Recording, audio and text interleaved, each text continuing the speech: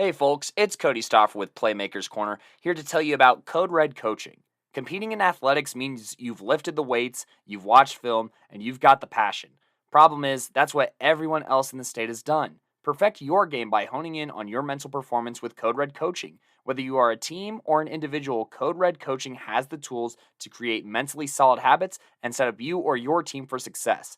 Find Code Red Coaching at coderedcoaching.com or call 720-979-1914 to learn more today. That's coderedcoaching.com or 720-979-1914 today.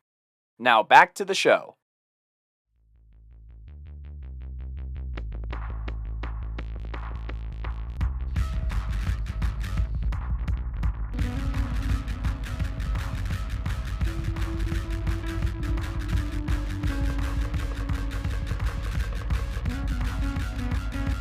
Hey, what is going on, everybody? This is Phoenix Barons here to give the recap of the second round of the 1A Colorado High School Football Playoffs.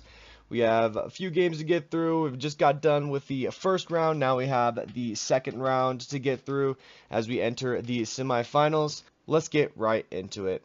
Starting off with the 1 and 8 seed matchup, number 1 Ray taking on number 8 Highland. Ray had previously defeated North Fork to get to this matchup, and Highland had just defeated Flatirons Academy. This matchup was taking place at Ray High School.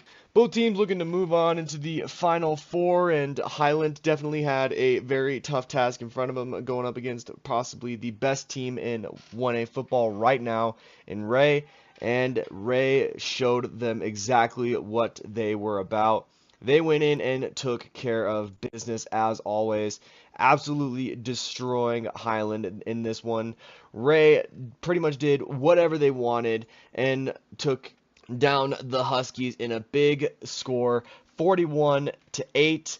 Huge performances from number 1, Casey Midcap, the senior. He was 10 for 17 for 177 yards and 2 touchdowns.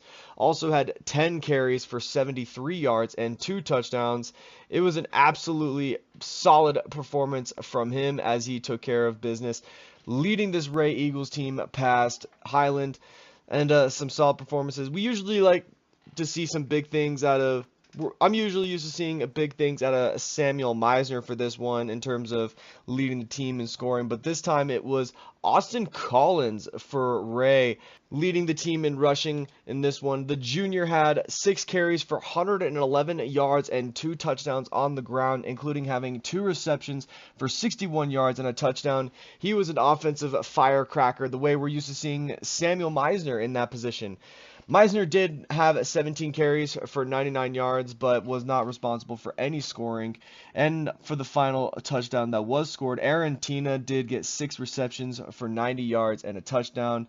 It was a top-notch performance from Ray as they now move on to the semifinals round. They're now in the Final Four after their win over Highland. And who will they have to face? Well, this was between the number 13 seed Holyoke and number 5 Buena Vista. Now, as of this recording Monday morning, we don't really have any stats from the Holyoke and Buena Vista game, which is really unfortunate. Holyoke, they hosted this game since last week. Getting into this matchup, they defeated number 4 Centauri on the road. Huge matchup for them.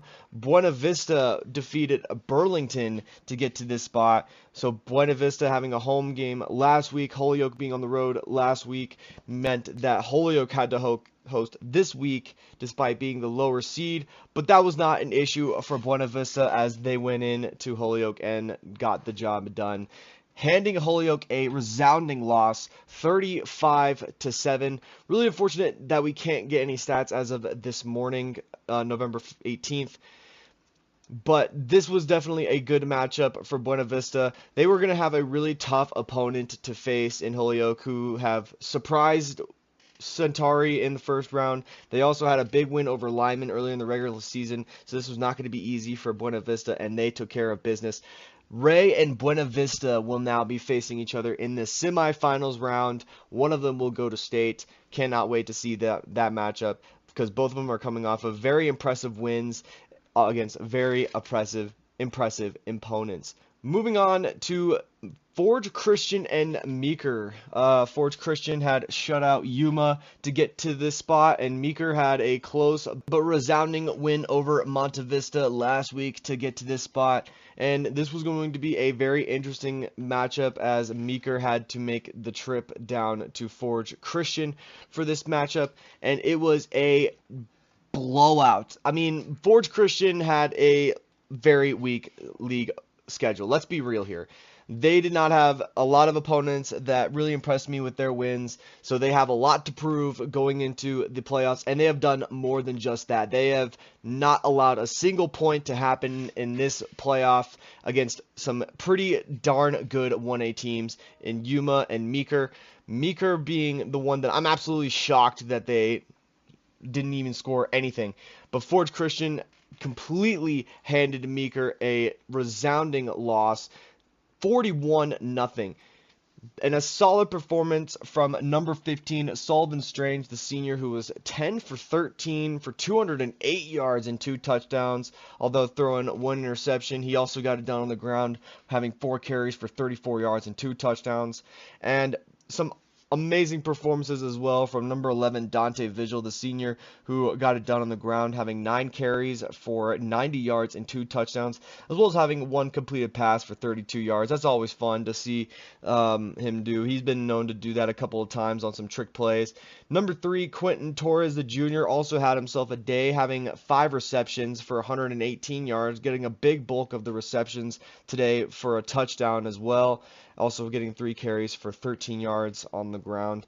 We're not used to seeing Eli Tafoya not getting involved in such a big impact, but he did have 2 receptions for 4 yards with a touchdown, so he did provide some points for Forge. He also got involved on the ground, having 6 carries for 37 yards. And have yourself a day, number 24, Carson Craig, the senior, who had 13 tackles, albeit 2 solo, 11 assisted. He also had a tackle for a loss and an interception to really put the power down on Meeker. With their high-scoring offense and their dominating defense, they move on to the semifinals, and they will have to face the winner of number 6 Wiggins and number 3 Lyman. This was going to be a fun matchup. Number 3 Lyman had a lot of ups and downs this season and very close matchups, and one of them was against Lyman. Last time these two teams faced in league play, Wiggins kept it close, and they only lost 21-19 in October 4th. And Wiggins had a chance to redeem themselves, but it was going to be really, really hard for them to do that after Lyman just came off a win against Platte Valley, a team that has been historically in 2A, and they had to relocate to Strasburg to play this one too, so they've already been traveling a little bit and had a really tough game already last week to come off of. Wiggins blew the brakes off of Colorado Springs Christian and just destroyed them. Going into this match, it was going to be close. It was going to be a hard matchup, and Lyman was going to be the team that prevailed in the end. They kept it close. They kept it gritty, and it was a huge win for Lyman as they now move on to the semifinals matchup against Wiggins.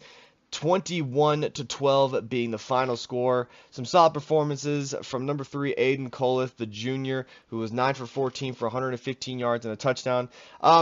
As of this recording, there weren't really touchdown stats uploaded, so apologies if I don't give any touchdown credit to some players on Lyman, but huge performances from number 12, Skylar McCready, the senior, 18 carries for 80 yards, and defense got the job done in this one as well. Number 44, Liam Yoder, the sophomore, 11 tackles, 2 solo, 9 assisted, a tackle for a loss, and an interception to keep the momentum in Lyman's favor, and he couldn't have done it without number 80, Carlos Nunez, the sophomore, as well, having himself 4 tackles, 2 of which were for a loss and a sack. Lyman got the job done against Wiggins, and they move on to the semifinals round. And so it leads me to the Playmakers of the week before we really look at the full scale of the final 4 teams. Since there's only so many stats to go off of and only a few games to really bring some playmakers of the week to, I've only got like 3 candidates with me today. So for my first candidate, I'm obviously going to go with Casey Midcap, the quarterback at Erie, who was 10 for 17, 177 yards and 2 touchdowns, as well as having his 10 carries for 73 yards and 2 touchdowns in Ray's win over Highland. He is one of my candidates. I'm also going to make number 15, Sullivan Strange, the senior out of Forge Christian, a candidate. He had a solid performance, going 10 for 13 for 208 yards and 2 touchdowns, also getting 4 carries for 34 yards and 2 touchdowns. And, I'm going to make Austin Collins a candidate as well. He was one of the top rushers this week, and he was getting it done on the ground and in the receiving room, having 111 yards rushing and 2 touchdowns, as well as 2 receptions for 61 yards and a touchdown. He was a key part in why Ray was victorious in their win over Highland. And for my playmaker of the week, this one's really tough. I'm going to give it to Sullivan Strange. This may be an interesting one, and here's why I'm going to pick Sullivan Strange over the 2 studs from Ray in Casey Midcap and Austin Collins. I doubted Forge Christian, not going to lie, going into this one. They've had a very impressive season thus far, being undefeated, but they've been a 2A team for so many years. They're one of the top 2A teams, at least when I was playing and still throughout. They got regulated down to 1A, and they've been undefeated since, and their league is just not that impressive. I think they can admit that their league is not that impressive. You look at Ray's league in the North Central, every single team from that league went to the playoffs. Ray has had a tremendous challenge. So when I saw that Forge Christian was facing Meeker, I really wanted to see how they performed against a mountain team that has been in 1A before, has been a 1A powerhouse as well, and they took care of business. And it all is in thanks to that leadership from Sullivan Strange. He absolutely took care of the ball. Although with his 1 interception, he did have over 200 yards passing with 2 touchdowns, got 2 rushing touchdowns, and for his playmaking ability in Forge Christian's dominating win over Meeker, he is my playmaker of the week. So congratulations to Sullivan Strange. You are the playmaker of the week for the quarterfinals round of the 1A football playoffs. And as it stands right now, the number 1 and 5 seed, Ray and Buena Vista, they will face the winner of the 2 and 3 seed, Forge Christian and Lyman. This is what 1A football is all about. The top teams going at it in the Final 4. Winner goes to state. Who takes it all in the end? I cannot wait to see the results of these playoff matchups. I have predictions from the Playmakers Corner, as well as Anthony Garcia from Mile High Prep to get to.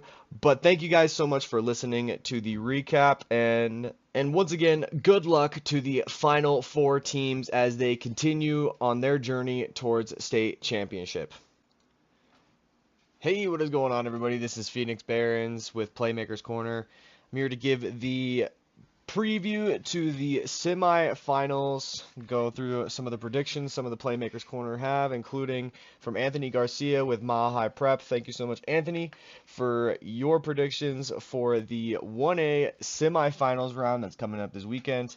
We just had a long second round, a lot of good matchups, a lot of top teams in 1A went head-to-head, and now we are at the Final 4. There's a couple games to go through, obviously, the 2 big ones. Winners of these matchups will go on to face each other in the state championship game, so let's get right into it.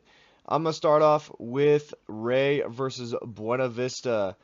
Both teams coming off some pretty impressive wins this past weekend. Ray able to take down number 8 Highland at home, 41-8 in their matchup, and Buena Vista went to Holyoke's house with the seating arrangement in 1A they have with their rules and specifications, with Holyoke making the trip to Centauri and Buena Vista having a home game last week.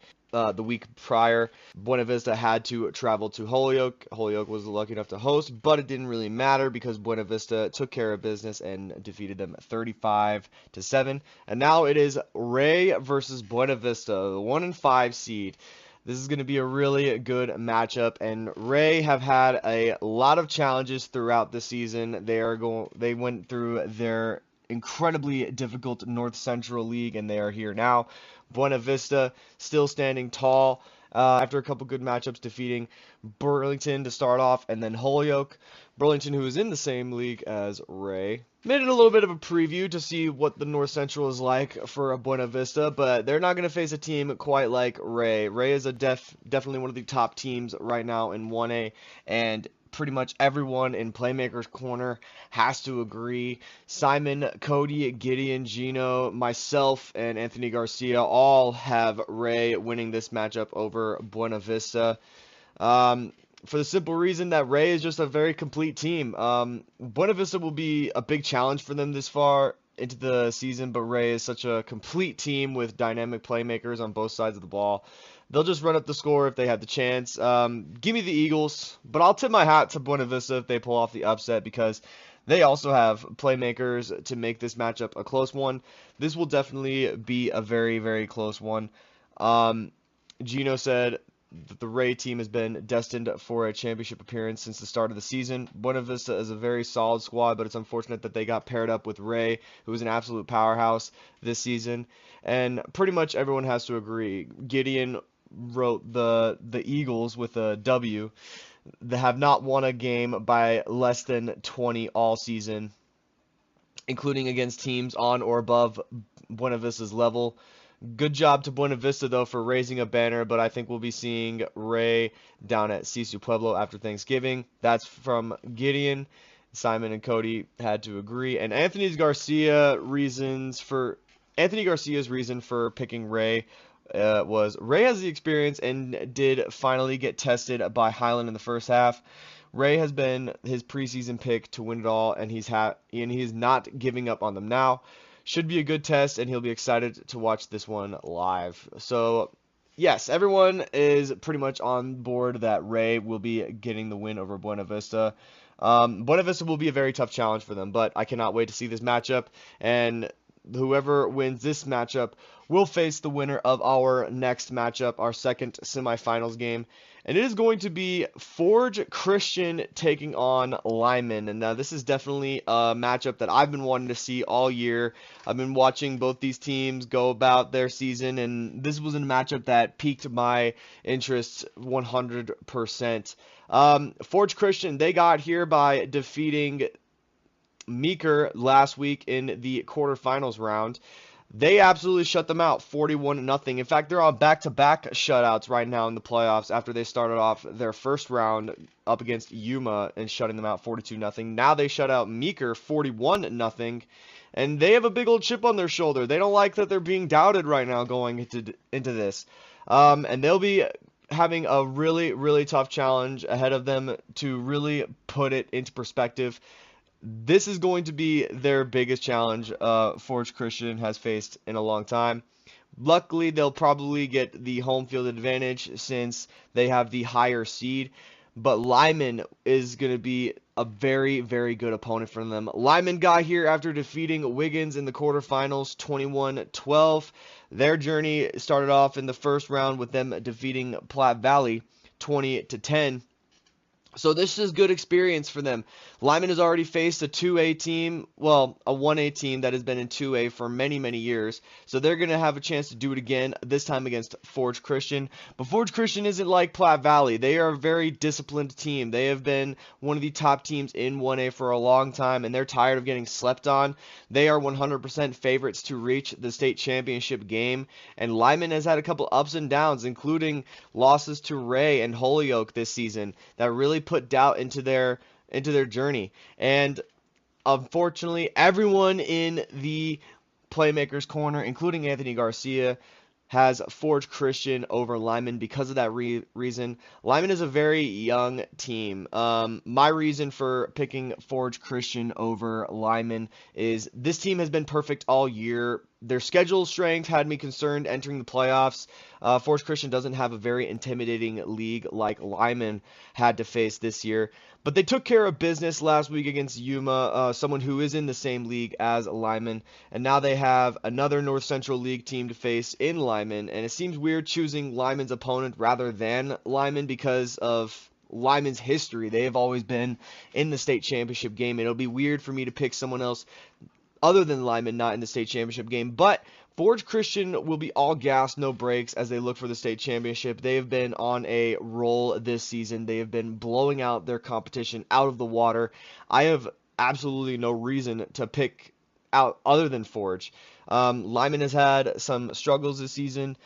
Cody's reason for picking Forge Christian is he's going to follow through on his championship preview in his bracket and have Forge on a crash course with Ray and State. Lyman will have to go on the road. Forge has just dismissed a Meeker squad that had a huge win the week prior and didn't even look hard. Now Lyman is going to probably go in with a little bit of uncertainty on their shoulders. Simon picked Forge Christian for the fact that this is. And Simon's reason for picking Forge Christian, this should be a close game as Lyman is extremely well coached and have been here before.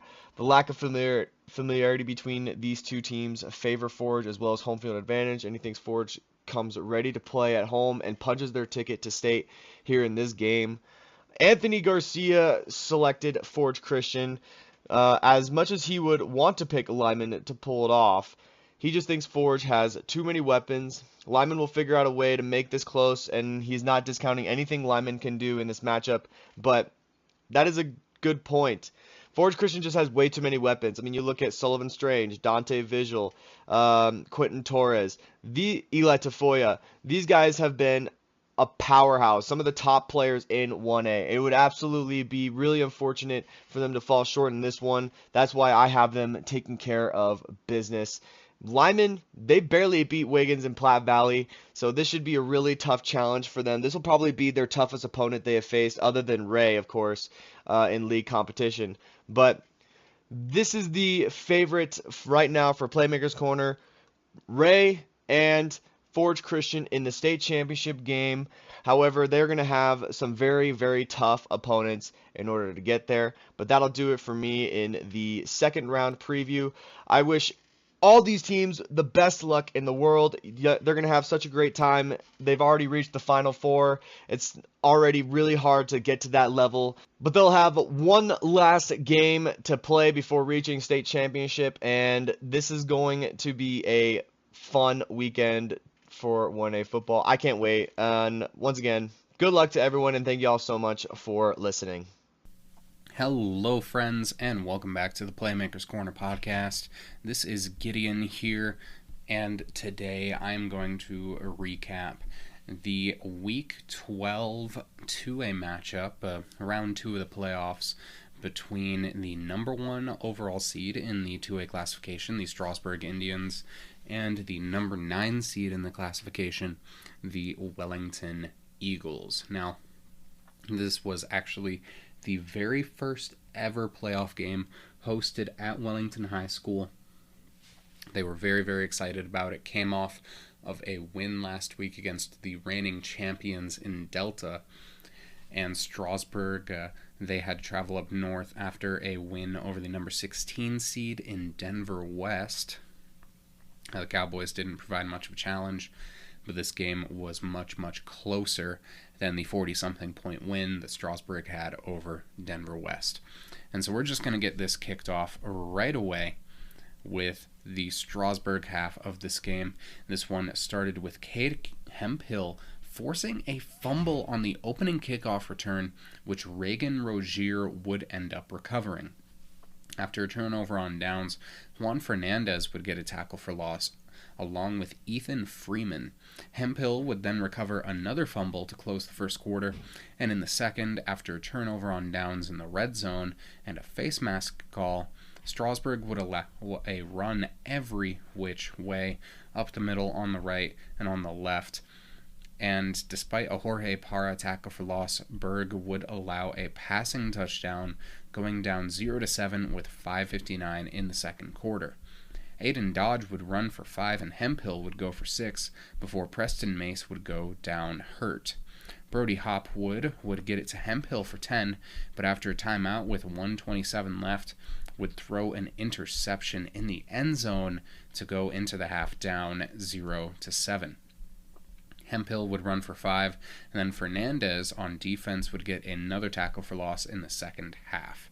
After a timeout with 6:16, Berg got an offsides call when they were defending on 3rd and 10 and ended up allowing another touchdown, going down 0-14 with 2:19 left in the third.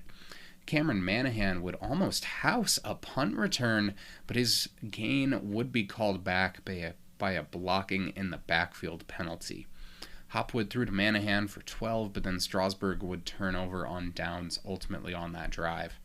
The defense held Wellington to a field goal attempt, making it 0-17 with 2:56 left in the game, which I have seen more done in less by a team that is down, but those hopes were squashed when Strasburg would throw an interception to end the season on defense.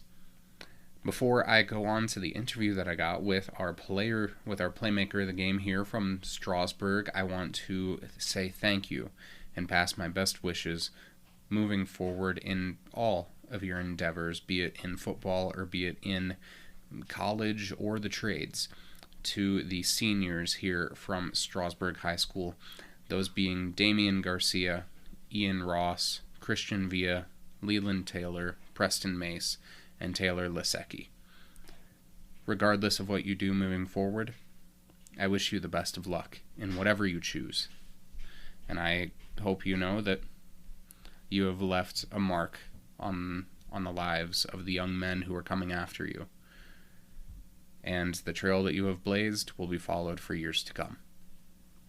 And one of the players who will follow that trail as only a sophomore is the sophomore athlete running back, also does some receiving here for Strasburg, plays defense, is number 8, Aiden Dodge. I was able to catch up here with Aiden after this matchup, along with Phoenix, who was attending this game with me. So here we go with Aiden Dodge from Strasburg High School. What's up? This is Gideon here with Phoenix and Aiden Dodge from Strasburg High School. Aiden, last year you guys make the 1A state championship. You make the transition. I'll admit there were a couple of doubters coming in, but you come in as the 1 seed. How did it feel to prove all the doubters wrong coming into these playoffs? It was amazing. Great season. We like to prove people wrong, Great season with all the fellows. Yeah, just a great feeling. Very good. I know this is a tough loss to Wellington. It's not easy getting shut out, especially on the road. What's going to be the motivation for you next year, especially knowing that you can go toe-to-toe with the 2A Giants? The feeling, bro. The feeling after losing is, it means everything to me. And then I know a lot of guys on our team want to, just get better next year, bounce back, and all that. Absolutely. Very good. And looking at the season as a whole, a lot of ups, only a couple of downs, but what would you say has been your favorite moment so far from the season football? I don't know. I think my favorite moment would be the trip week 2 to Montezuma Cortez. Just a great trip. I think that's where our team really came together. It was just a really good experience. All right. Sweet. All right. And last but not least, what lessons do you think you guys learned today that you're going to carry forward in the next season? I don't know. Just with the way it ended, I think everyone learned that you got to take the play seriously. It's a different animal. A lot of great teams. A lot of preparation needs to be done. So that's all I'd say. All right. Thank you very much, Aiden. Thank you. Best of luck next season, man. Thank you very much again, Aiden, for stopping to speak with both Phoenix and myself after this matchup with Wellington. And moving on to Wellington's half of this game, they had a very good performance here for facing the number 1 overall seed. This is a healthy team. This is a team that had a heck of a season, but with everyone back, here is how they did in this matchup. After a fumble on the opening kickoff return, both Tanner Gray and Ezra Batjargle would share a tackle for loss. On offense, Gray would run for 5 and Altschwager would go for 6 himself. Before on defense, Canyon Breed would get a tackle for loss, and we would go into the second quarter without very much happening on offense for Wellington. In the second quarter, though, Ellen Gabbert would get a pass deflection, and after a timeout with 11:03, Altschwager would run for 10 and then for 6 before Trey Trujillo would go for 25 yards. However, it would be called back mostly from the end of the run for holding. Gray would then throw to Tyler Schaefer for a touchdown, making it 7-0 with 5:59 left in the quarter. Batjargle would get a tackle for loss on defense, but Wellington allowed a drive down the field into the red zone with not much time left. Altschwager ended up saying enough is enough, though, and he intercepted a pass in the end zone to keep Strasburg scoreless in the first half. Altschwager would run for 15 in 2 plays to end the second quarter, and in the third, Matt Brown got a hard tackle for loss before Altschwager would catch another interception before Gray would throw to Kason Brown for 10. Altschwager would repeat that figure on the ground, but after holding, Gray would have to throw back to Cash for 10 yards. Gray would then repeat to Schaefer for another touchdown, making it 14-0 with 2:19 left in the third quarter. In the fourth quarter, Trujillo would run for 9, but after a false start, that would lead to a punt. Lincoln Dalton ended up saving a punt return touchdown on an ankle-scraping tackle, and then Schaefer got a tackle for loss. Schaefer would also force a fumble, which was recovered by Ethan Thurnez, but it was called dead by the refs a little bit early, so that did not end up being a fumble. On offense, Seth Long would end up kicking a 37-yard field goal attempt, which was right down the middle, putting Wellington up 17-0 with 2:56 left in the game. After a targeting penalty and a sack by Tegan Greiman, Dalton would catch an interception to end this game in the Eagles' favor. And so, very, very good game here from Wellington to continue this playoff run. We will talk more about who they'll face and predictions for that matchup and if they have a chance to make it down to CSU Pueblo here in a moment. But first, a word with our offensive playmaker of the game. Well, we have an offensive playmaker of the game and an overall playmaker of the game for Wellington here. First, the offensive playmaker of the game, Tyler Schaefer, the tight end / linebacker, caught those 2 touchdowns in this game, along with some very strong defense over the course of this matchup. So here we go with Wellington's Tyler Schaefer. All right. So this is Gideon here with Phoenix and Tyler Schaefer. Yes, sir. From Wellington High School. Tyler, you had both of the touchdowns here for Wellington today, both on really kind of tricky plays. What was your mindset for breaking out those plays as the tight end?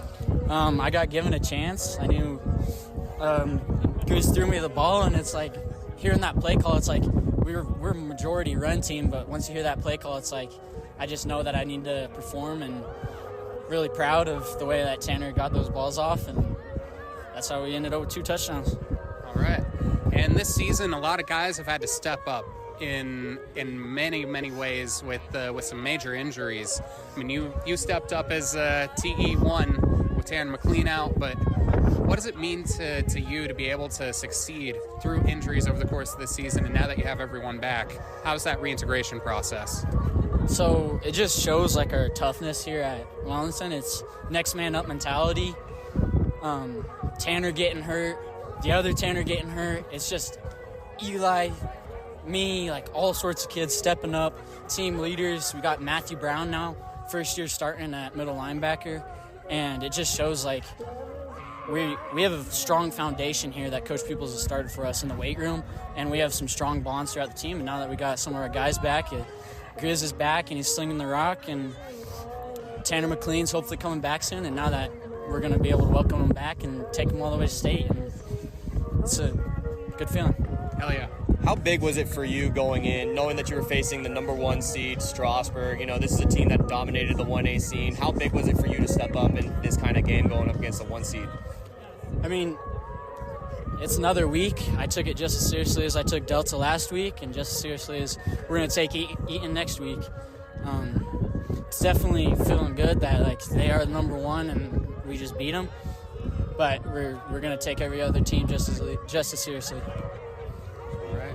Well, that'll do it. Best of luck moving forward. Thank you. Thank you very, very much for stopping to talk with us, Tyler. Sorry for keeping you out there in the cold. It was a very windy day, as all of you could hear there.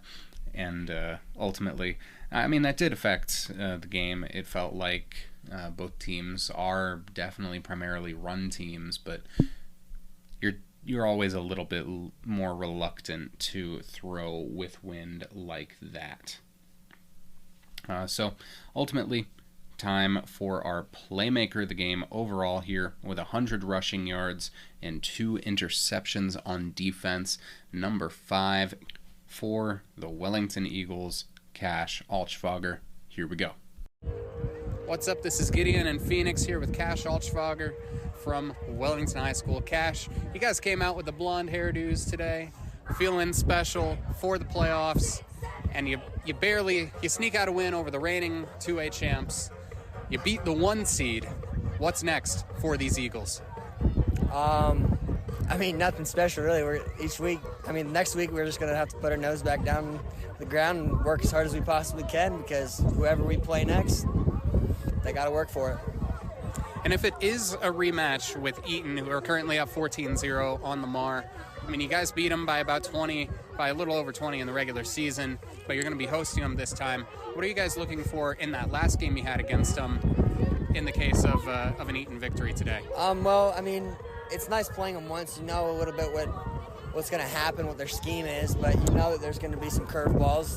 They know us, so they're going to try to route combos, different running schemes. But I have faith in our coaches to coach us up on maybe stuff that's happened a couple years past, like Eaton's big runs through the playoffs and state championships. Maybe they're going to pull something out, and I have faith that my coach will find whatever little trick they have and coach us up on it. All right. And I mean, looking at your play as an individual, I mean, the entire regular season, in terms of interceptions, you didn't have any in the regular season. Now in the postseason, you've got 4, 2 today, 2 against Delta. How are you looking at quarterbacks differently? Is that what's the process in that? I don't know. For me, I don't know the regular season as much as why I didn't get as many interceptions. Our defense was just a unit all season. So if it wasn't thrown up in the air, it was a sack. So, I mean, I can't really say much for why I didn't get any. I think I might have dropped a couple, but who knows? And I don't know. Our defense is it's a unit. So I knew if I didn't get interceptions, they'd turn the ball over somehow. Yes, sir. And Phoenix, you got any? Yeah, you've been dominating on the ground, so what's your mind going through as you get those interceptions? Interceptions are great. It gives us some of the time to, I don't know, for interceptions, that's a question. Like, as you get that interception in the end zone, what's your thoughts about that, at being able to get those plays compared to how you get on the ground? It's just the big turnovers, making sure they can't score, because I have faith in our offense to move the ball all the way down the field, take up as much time as we need, or even less time than we need. But if I can take the ball away, I know that's going to be huge for our whole team. Thank you very much, Cash, and best of luck next week. Alrighty then. That will do it for our Week 12 recap of the game between Strasburg and Wellington. Honestly, a closer one than the score would suggest. Strasburg got into the red zone their fair share of times, but just could not convert due to Wellington's extremely strong defense. Next week, Wellington, and we'll be talking about this more in the week overall recap in 2A along with the playoff picture. but they will be facing the Eaton Reds next week. And out of that, if whoever wins that matchup will be moving on to the state championship to face the winner of the Classical Academy versus Basalt. But for now, stay tuned for that. But for now, that is all I have to say in regards to this particular game. I hope you all have a great day. Stay hydrated. If you're driving, keep your eyes on that road. And I'll catch you all on the flip. Peace. Coach V here, and I'm going to go ahead and talk about this round 2 matchup on November 16th, 2024, between Berthoud and TCA. This game took place in Colorado Springs here. Both teams being the higher seed, beating squads last week. Berthoud beating Montezuma Cortez by a bunch. Same with TCA beating Pagosa at home by a bunch. And so this game, definitely one of the better matchups here in all of the playoffs, despite of classification, but for sure in 2A. So a highly anticipated matchup. Let's go ahead and hop right into this game. Berthoud would start with the ball here, and on the first drive would start by passing it, as that is what they do. Starts with a deep shot down the left sideline to number 6, the senior Jaden Michaelis, but it's just a little overthrown here, so it's incomplete. Then, by the way, at quarterback, it's the senior Skylar Stryker. Stryker goes ahead and throws the out route right to number 0, the junior Jason Nubu. That would go ahead and give them a first down to get this drive started. Following that first down, they would go ahead and give the ball pretty steadily to number 15, Weston Petrowski, their senior wide receiver, as well as one handoff to Elijah Mosher, their senior running back here. And that would get them pretty much all the way down the field here until they got themselves in a first down situation past midfield. And here's what would happen on first down. Skylar Stryker throws the corner out to Petrowski. He catches the ball and almost scores, but is stopped just short here of the touchdown, maybe down on the 1 or 2, but there's a holding penalty that'll bring that back. So now it's 1st and 20. On first down, Stryker throws to the flats here, this time to Bowen Casper Bauer. First reception to someone other than Petrowski in 4 or 5 plays here. That goes for 3. They then throw a tunnel screen to Michaelis, who gets lit up, but gets about 2 yards here. Then on third, it's a drop pass. On 4th down, they decide to go for it, not wanting to kick the field goal, and Stryker gets snapped. He throws it, but it is just overthrown as the pressure from this TCA front 7 almost gets there again, and was kind of, they were making some noise here in this first drive here, causing some overthrows here and there. But turnover on downs, TCA takes over with 7:38 left on the 30. They start with a handoff to their senior running back. That is Jackson Schipfer, who goes ahead and he makes a player miss, and he gets a nice first down. You then go hurry up and hand it back off to him. This time it goes for a 1-yard loss, and that's kind of where this drive goes down the drain from there. They wouldn't adjust. They would hand it off to Schiffer again on second. This time he'd get a gain of 7, making it 3rd and 4. On third down, Drew Brown in at quarterback, the senior for them. He throws it. A very short throw, but it is dropped here. And so that's 4th down. They'll punt it. Now, Berthoud, they take over here, but not much going for them either. After a pitch right to number 7, that would be, just making sure, Bowen Casper Bauer.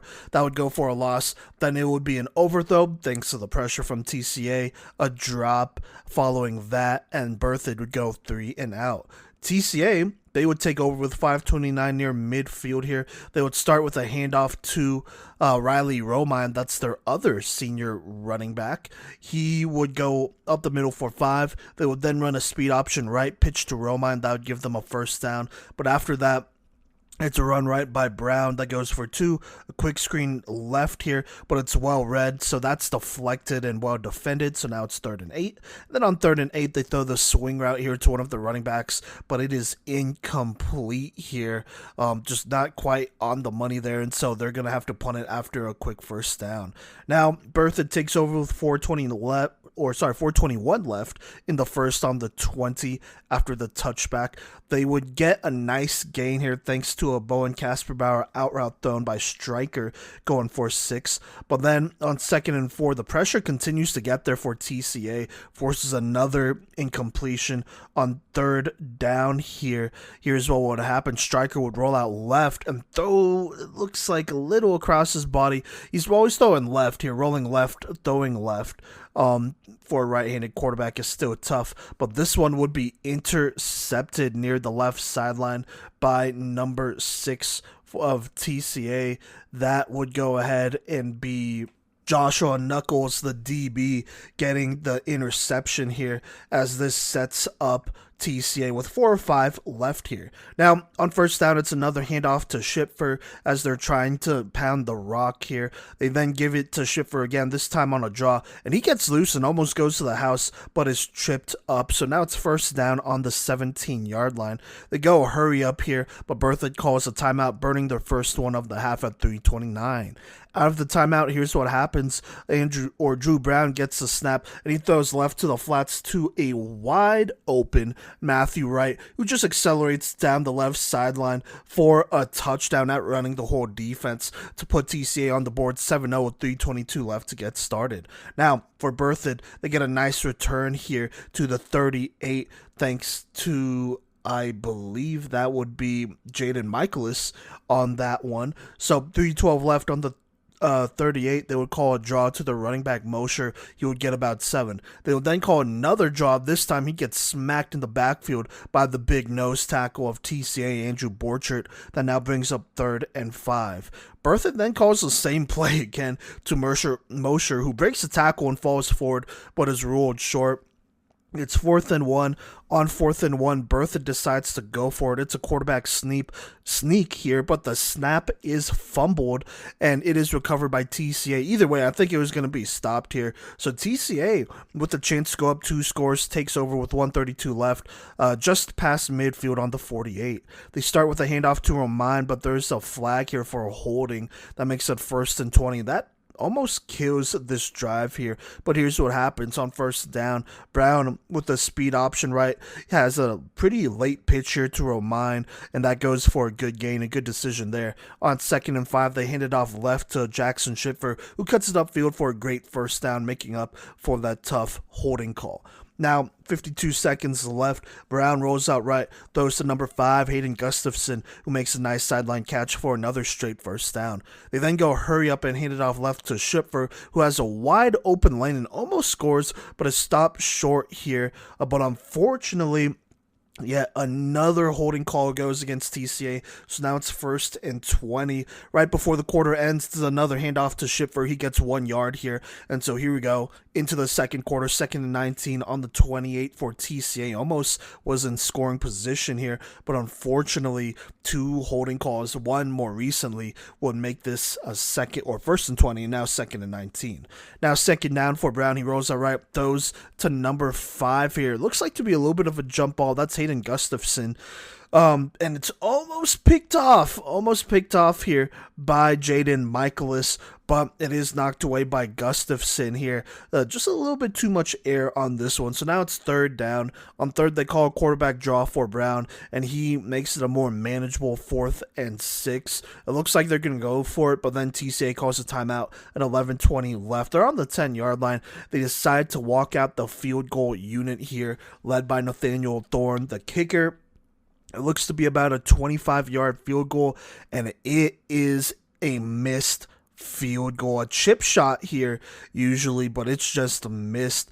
And so Berthoud takes over with 11:15 left on the 10-yard line, narrowly missing, going down 2 scores. But this defense for TCA continues to play great football, forcing an incompletion on 1st down, and then stopping a draw play here, read by Khalil Bush all the way, by the way. So that's stopped for a loss, making it 3rd and 11. On 3rd down, Stryker drops back, and the pressure this time actually gets there, and instead of an incompletion, he takes a tough sack by Merrick Pulowski. And so now it is 4th down, and they have to punt it, so they go 3 and out. TCA, they take over with 9:47 left on the 41-yard line, but after a couple tough runs here that go nowhere, and then a sack by Elijah Mosher. It's 3rd and 12 here, and once more the Berthoud pressure almost gets there, and so it's another incompletion. TCA then goes 3 and out. Now Berthoud would get the ball back, but they would also go 3 and out here, as they are just not getting anything here as the defenses are settling in. So TCA takes over with 7:05 left. They start out with a handoff to Jackson Schiffer, who finds an opening, gets loose here, gives them a first down on the 35, but couple more plays here just doesn't go their way. A handoff gets stopped for a loss of 3. A rollout right is incomplete, and then on 3rd down here, it's a throw over the middle here, but it's just well covered. It's just not there, so that's well short. They go ahead and have to punt it. Now Berthoud, they get the ball with 6:04 left here, looking to get on the board. Here's what happens. Stryker at quarterback throws to Weston Petrowski on the post. That gets them going for a big first down, now on the 28 past midfield. Following that, Stryker steps up and throws down the right sideline to Cade Anderson, who flashes open, but Jackson Packer gets in there for the pass deflection here. Just a little bit too much air on this one. But then on 2nd down, Stryker goes ahead and finds Jaden Michaelis. It looks like on a wheel route or something like that down the left sideline, and this time they connect for a touchdown to tie this game at 7-7 with 5:23 left here in the second quarter. Now, TCA would get the ball back, and they would be pretty dedicated to running the ball here. After initially getting a first down on a Jackson Schiffer sweep here, they would hand it off, and that would go for 1 yard. Then on 2nd down, a check down would be dropped there. Then on 3rd down, a screen would be played pretty well here, and Brown has no choice but to throw it away, and that would be intentional grounding, and so TCA would end up punting it. Berthoud, they would take over here, but once more, not able to get any more big plays here. On 1st down, though, a throw deep will get a PI, but then following that, it would be incomplete. On 2nd, it would be a tip pass by Andrew Borchard at the line, and then on 3rd, it would be a deep throw here to Michaelis, but it's great coverage here, and it's knocked away. But TCA would be called for a penalty, a face mask at the line of scrimmage, so that's an automatic first down. Now, first down here, here's what happens. Stryker looks to throw, but the ball gets stripped out of his hands. It's a strip sack. Luckily, it falls right in front of him, and so he's able to fall on the ball. That's a loss for 8. They then hand it off for no gain, and then on 3rd down, they throw it deep, but TCA is there, so they would be forced to punt it. TCA takes over with 1:47 left here. Now, it didn't really look like they were trying to score. They would hand it off to Schiffer, who would get 10 yards and out of bounds. They would then do it again. This time he would get another first down, but they're using up a lot of clock at this point. They would then go hurry up and hand it off to Romain, who would be stopped for no gain, and so TCA calls a timeout, their second, with 1:19 left. Now, out of that, they go ahead and throw to the flats here, left here. That would go to Khalil Bush, but would go for maybe a yard. Then Brown would throw the post route, this time to Alex Gold, but it's well covered, and it's just a little overthrown here, which is probably for the best. And so that's 4th down.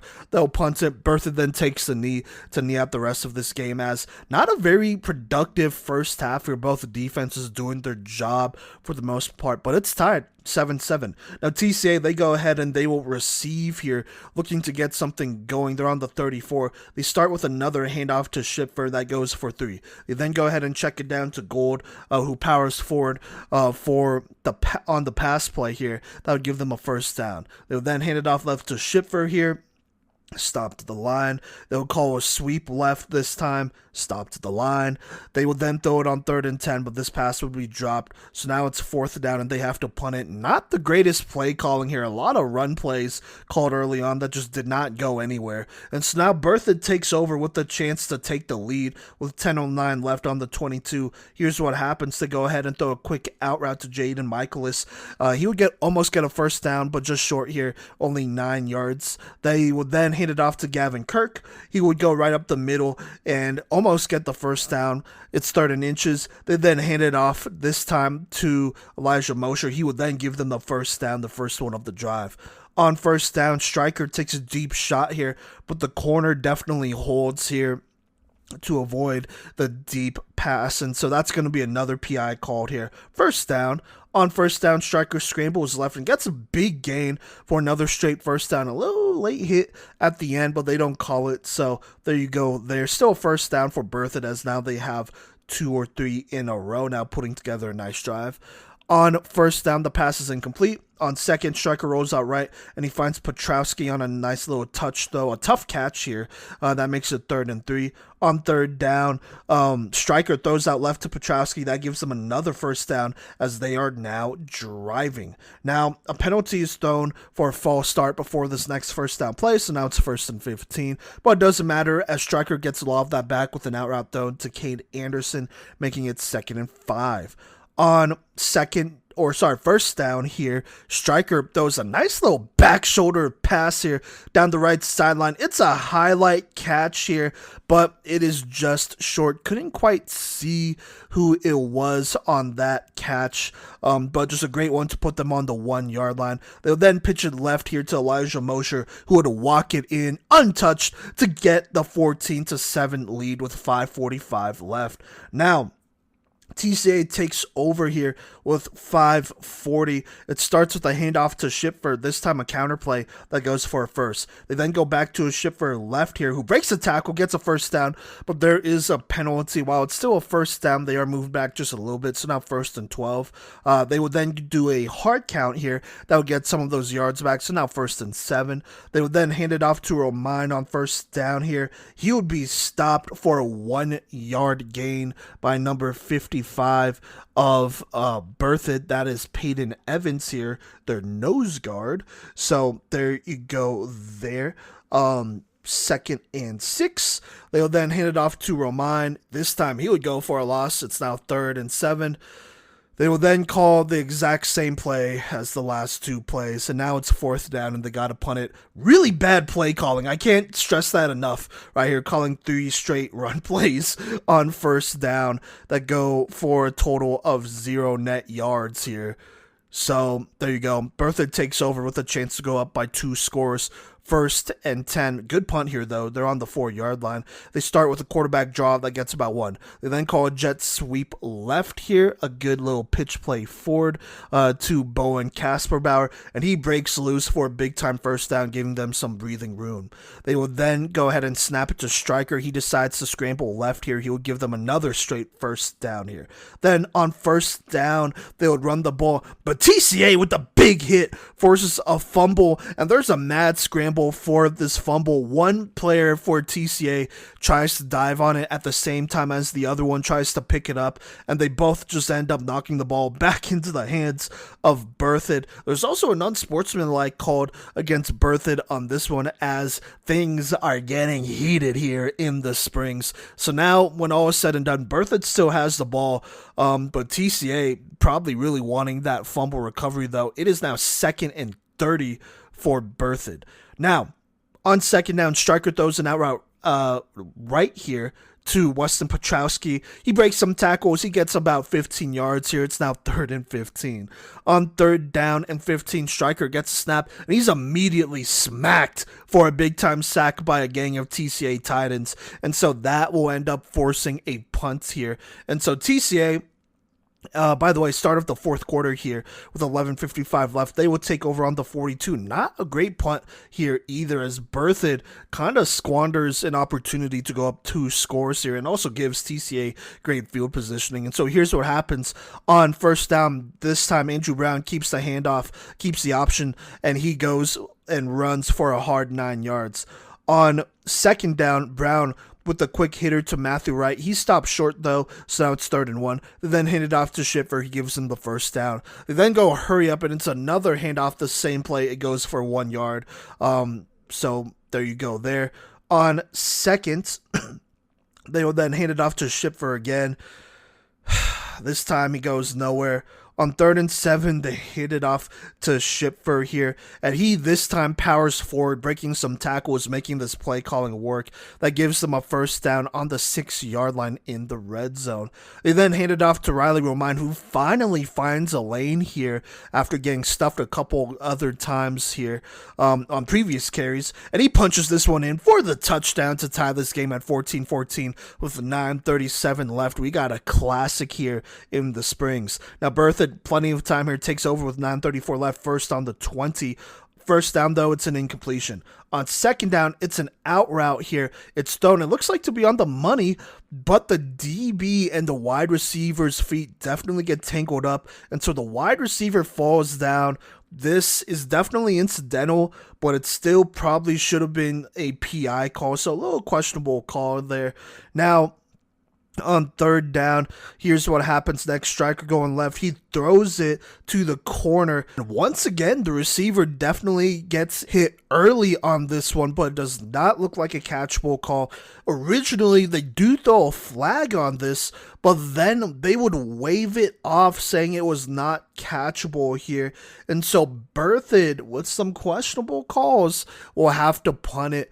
Like I said, I felt like that first incident should have been a PI call and an automatic first.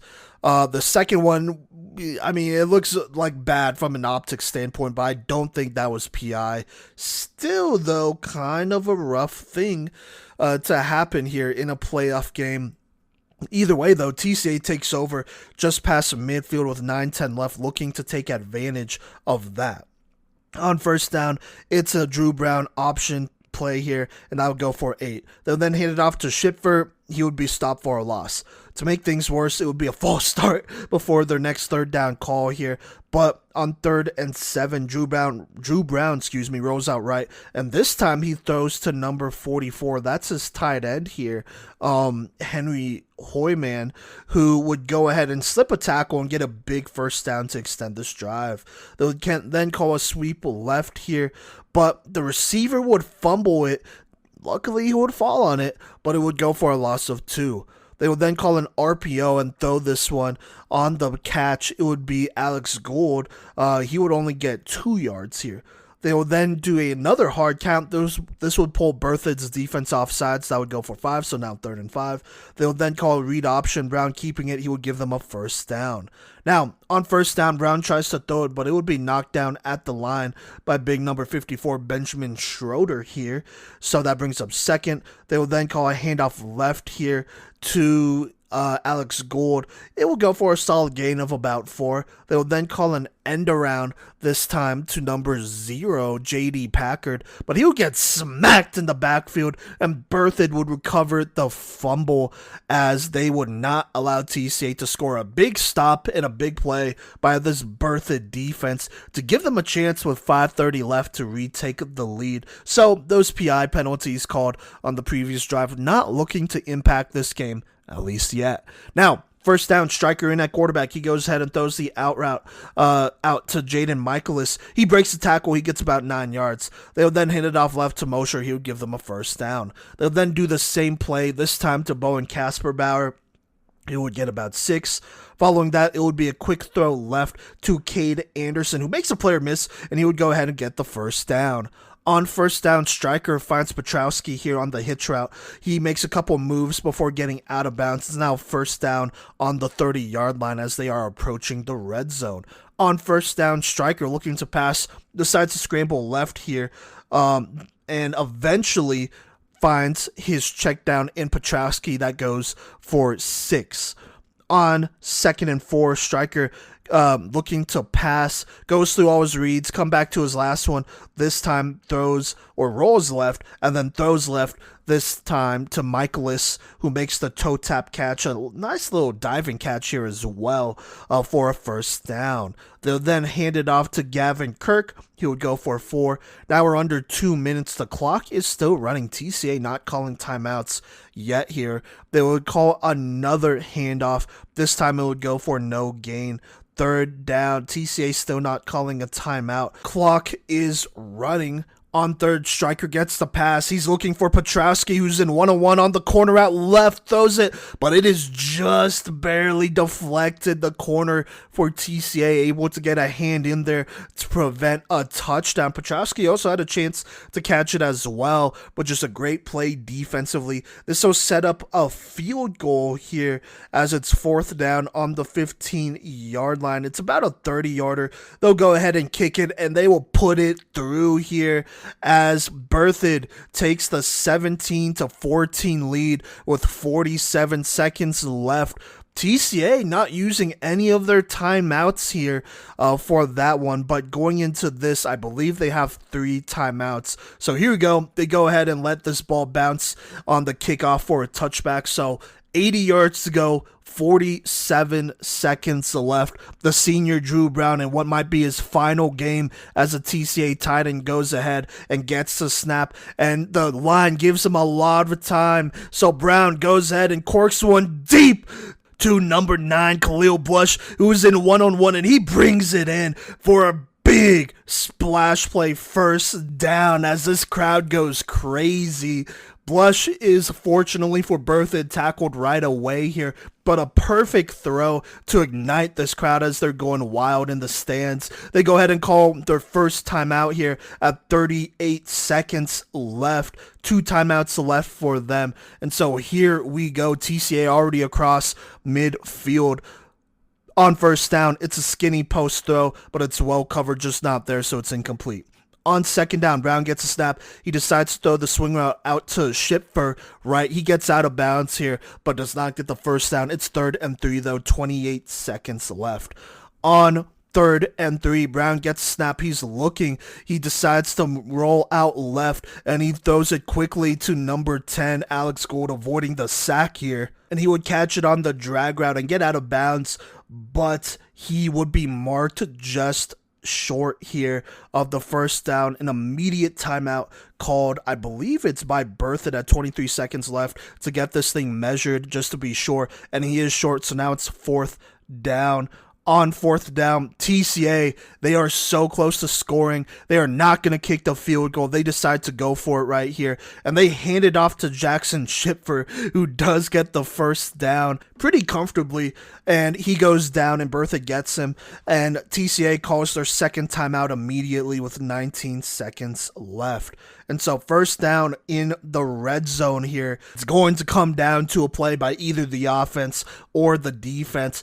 And I say that because you got to remember TCA's kicker missed a pretty easy chip shot from this range earlier on in the game. I don't think they want to go for a field goal here. So it's do or die. Here's what happens. First down, Brown gets a snap, and he throws over the middle to number 40. That is his tight end, Zach Hale. But it goes out of his hands. Just a little overthrown here. It would have been a touchdown, and so that is incomplete. On second down here, TCA running out of time. Brown gets a snap. He buys some time again, finds number 10 on the drag route. He gets out of bounds, almost scoring here, but does step just out here. So first and goal on the 4-yard line, 7 seconds left here. Brown gets a snap. Speed option, he's going right. It looks like Berthoud thinks he's going to pass, but he pitches it out right to Jackson Schipfer, who walks it in for the game-winning touchdown. The TCA sideline, and the crowd is going crazy for this game winner, but there is 2 seconds left. I think they thought the time ran off here, but there is 2 seconds left as they got to reel back in their sideline, who almost stormed the field here. On the PAT, they kick it, and it is missed. 20-17. Berthoud only down by 3, but only 2 seconds left here, so still a chance. And so here's what happens. On the kickoff, they go ahead and call a fair catch here, and Berthoud, looking for a miracle, they go ahead and throw it. They pitch it back a couple times, get a nice block there, but eventually one of those pitches is just off the mark, and TCA recovers. They do call a blindside block on Berthoud. Obviously, TCA declines that, and TCA will once more go to the semifinals here after a gutsy 20-14 win over Berthoud. What a game here. So much to take from this one. But, let's go ahead and talk about Berthoud. it's a tough go. If they got that touchdown earlier in the game, but it was their last drive or their second to last drive, if that was a catch by Petrowski instead of a field goal attempt, they would have went up 21-14. TCA would still need a touchdown to, tie it up, but assuming that Thorne misses that PAT again, they probably would have won it. On top of that, you have that interesting drive in the fourth that was kind of taken away by PI penalties, or not, I guess PI penalties that were not called is what I should say. That's another tough opportunity, but this Berthoud team, they played really good football. I thought they called a very good game, adjusted in the second half very well here, which is honestly something that I really felt like this TCA offensive coaching staff did not do as well until literally the last drive. So there you go there. But just a very unfortunate loss for Berthoud. This is definitely a team that, could have went to state and could have won state, but these margins are razor thin in the playoffs, and it just ended up not going their way. But shout out to Berthoud and that coaching staff. That's a great squad, a well-coached team over there. Let's talk about TCA, and I actually have stats from that game. It is Sunday, the next day, November 17th when I'm recording this. Berthoud hasn't put in stats just yet, but Drew Brown 11 of 25, 125 yards, 1 touchdown. Jackson Schipfer 25 carries for 218 yards and a touchdown. Riley Romine with 37 yards and a touchdown. As far as receiving goes, Khalil Blush 2 for 59, but he had that big 57-yarder to get that last drive started. Matthew Wright with a receiving touchdown in this one there.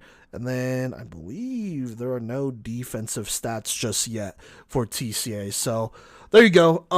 Let's talk about it. This defense played very well. And honestly, they've been playing great these playoffs so far. I think they can really go toe-to-toe with whatever defense. And they held TCA in this one for a lot longer than is probably normal. They only allowed 17 points. That pass deflection on that last or second to last Berthoud drive was absolutely clutch to prevent that from being a touchdown. That's big time right there. And I feel bad because we couldn't see who made that play, but that was just a great play. I believe it might have been Matthew Wright on that one to keep it at a field goal. But then you also have this front seven led by Borchert and Luke Megahan, who just played great football and constantly, kept Stryker under pressure here. There were some passes that, would have been touchdowns if he was able to step into them with time.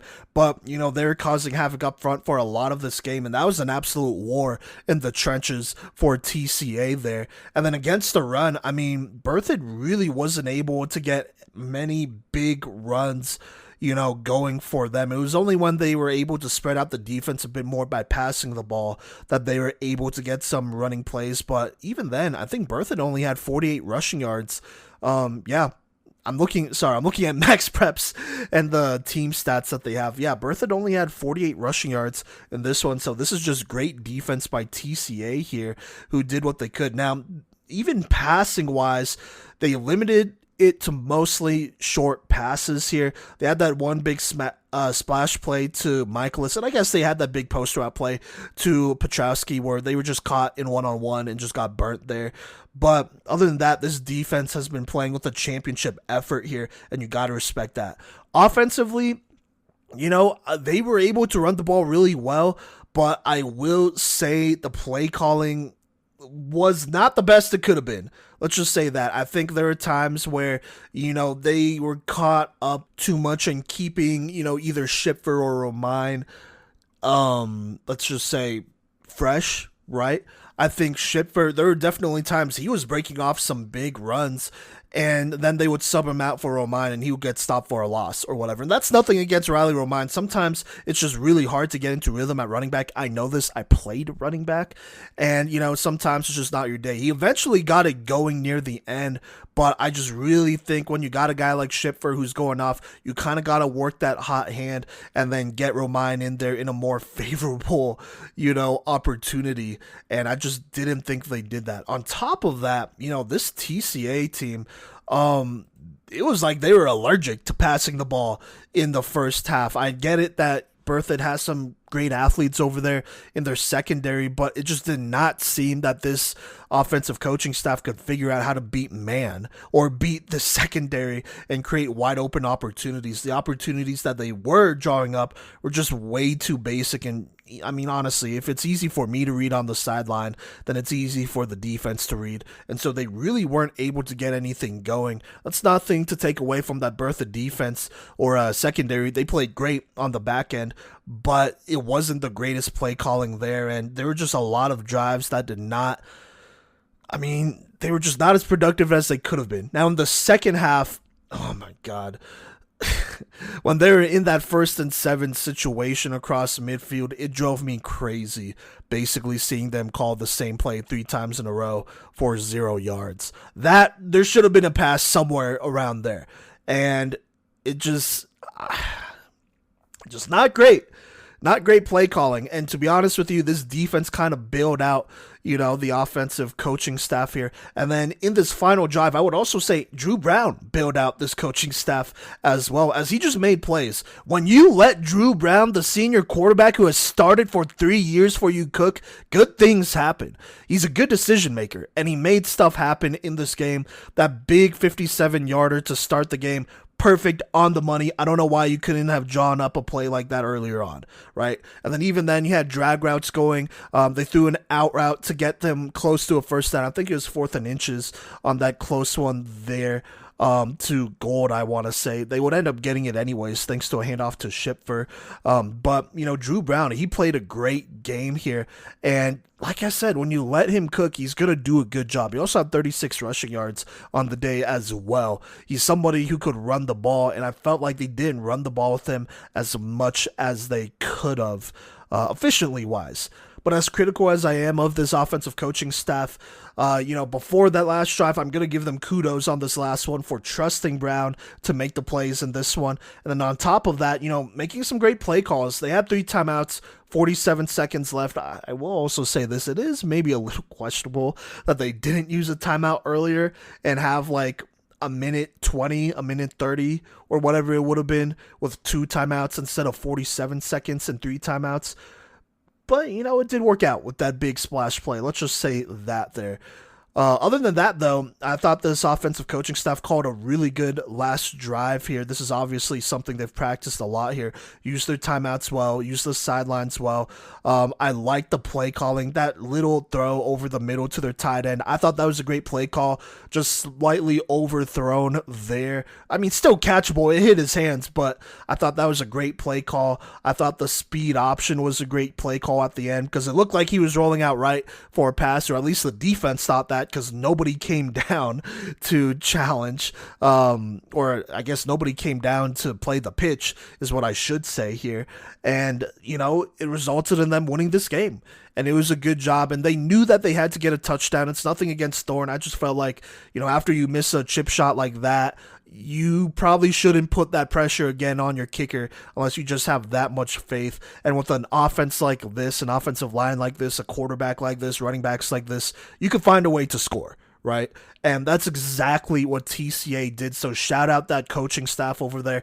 Defensively, they did amazing this game. Offensively, they figured it out at the end, which is good. And then Drew Brown made the plays that they needed to win this game, which is to be expected. Said this in the preview, have been saying this in predictions. If you give him a chance to win you the game, he will do that with this team. This is a good team. They got some good athletes. Schipfer had a great game. A Playmaker of the Week type game, to be honest with you. And then Riley Romine, he is a good player as well. Not quite his day. He got going near the end, and I think that's what matters. He's still a good running back. You never know with these things. I just think early on, he just got out of rhythm so quickly, and so he's going to be fine. Him and Schipfer, I think, are going to go ahead and play Basalt next week. I believe that's who they play, and it's in Basalt too, and I think they're going to have some solid games there.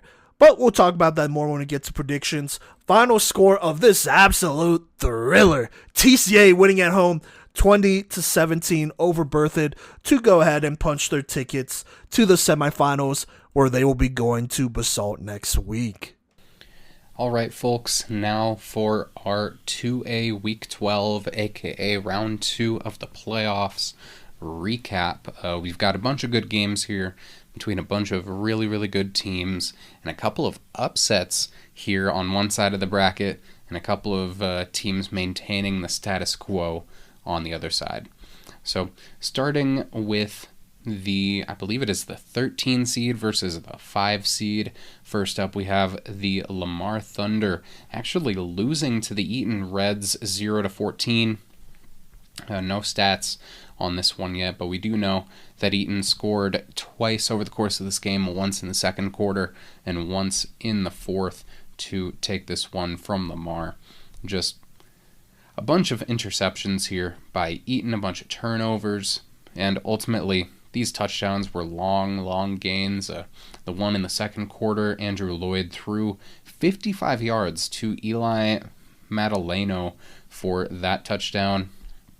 Then in the fourth quarter, that one was an 11-yard rushing touchdown as well. So just a good game here by Eaton to knock down the number 5 seed in Lamar. Next up, the game that I attended personally. This one was Wellington versus Strasburg. Wellington ended up winning this one 17-0. Honestly, this one was closer than the score, but all around, very, very good game here by Wellington. Tanner Gray, 4 for 6 passing for 42 yards and 2 touchdowns. Cash Halchfager, 100 rushing yards. Gray with 31 yards. Tyler Schaefer, 2 catches for 2 touchdowns and 16 yards. On defense, Schaefer also 7 tackles, along with Tegan Greiman and Ezra Batjargle, along with Tanner Gray with 6, and then Matt Brown, Canyon Breed, and Seamus Pike with 5 apiece. Greiman had a sack in this game. That one was in the fourth quarter. Alchfager with 2 interceptions for 20 yards and 2 pass deflections. Brayton Meglin with an interception in this one for 5 yards. And then Owen Gabbert and Tyler Schaefer each with 2 pass deflections in this game. Also, Seth Long, 2 for 2 on PATs, 1 of 1 on field goal attempts for 37 yards. And all around, that'll do it here for the Wellington Eagles against Strasburg. No stats for the Indians as of yet. Next up on the other side of the bracket, we have Basalt taking down Sterling 34-14. I believe, that's the 2 seed against the 14 seed. Now for Lamar, we have quarterback Mr. Carson Schneider with 3 for 8 passing for 31 yards. Rushing, we have Will Torallo with 205 rushing yards and 3 touchdowns. William Daniel with 120 yards for 2 touchdowns. Taylor Hayes with 3 carries for 47 yards, long of 35 though, along with Parker Sims, 25 receiving yards as well. In terms of tackles, Daniel was the leader there with 11 total. Dylan Johnston with 5, 1 for loss. Dylan Ferreira with 5, as well as Cody Barton. In terms of interceptions, both Ferreira, Hayes, and Torallo, all 3 of those guys had interceptions during this game. Hayes with 40 yards on that and 3 pass deflections as well. We do see that Johnston with 30 kick return yards and Torallo with 26. And Samuel Wolf with 4 for 5 on PATs to get the dub here over Sterling. So they will be moving on to play against the Classical Academy, who won over Berthoud 20-17. Now TCA scored once in the first quarter and twice in the fourth to win this one over the Spartans. No stats as of yet for Berthoud, but for TCA, Andrew Brown, 11 for 25 for 125 yards passing with 1 touchdown. Mr. Jackson Schipfer with 218 rushing yards and 1 touchdown. Riley Romine with 37 yards and 1 score on the ground as well. Khalil Blush with 59 receiving yards and 2 catches. Matthew Wright, 16 receiving yards and 1 score. And then on defense, the leader was Wright. Elijah Wright with 11 tackles. Zach Hale with 10. Mr. Gustafson with 7. Joshua Knuckles with 6. Rich Blackwood and Braden Godoy with 5. In terms of sacks, Blackwood had 2 over the course of the day, along with 4 hurries. Alex Gould with 3 hurries. Joshua Knuckles with a pick in this game. Andrew Borcher and Carter Bachman each forced a fumble, along with J.D. Packard. And 2 of those were recovered, 1 by Hale and 1 by Packard. In terms of kicking, or in terms of special teams, Zach Mediavia with 62 kick return yards. Khalil Blush with 28, and then Nathaniel Thorne 3 for 4 on PATs, 0 for 1 on field goal attempts in this win over Berthoud. Now, if you want to hear the recap of how this comeback win happened for TCA against Berthoud, you can listen to Simon and Gino's recap of events, which happened right in this very episode. I'm not sure if it's going to be put before or after this. Probably before, so rewind to be able to listen to that. Or you can find the highlights on our TikTok and potentially Instagram. So stay tuned for that. And now time for our playoff preview / picture / predictions. All right, now first up in these 2A semifinals predictions, we have the matchup between Eton and Wellington. This one will be at Wellington, and I'm going to start off here with Simon, Cody, myself, Gino, Phoenix, and then our special guest for our 1A and 2A playoff preview picks, Anthony Garcia from the Mile High Prep Report. Thank you again, Anthony, for dedicating your time and contributing both to this and to our 1A and 2A awards, which you all will be seeing here on Friday.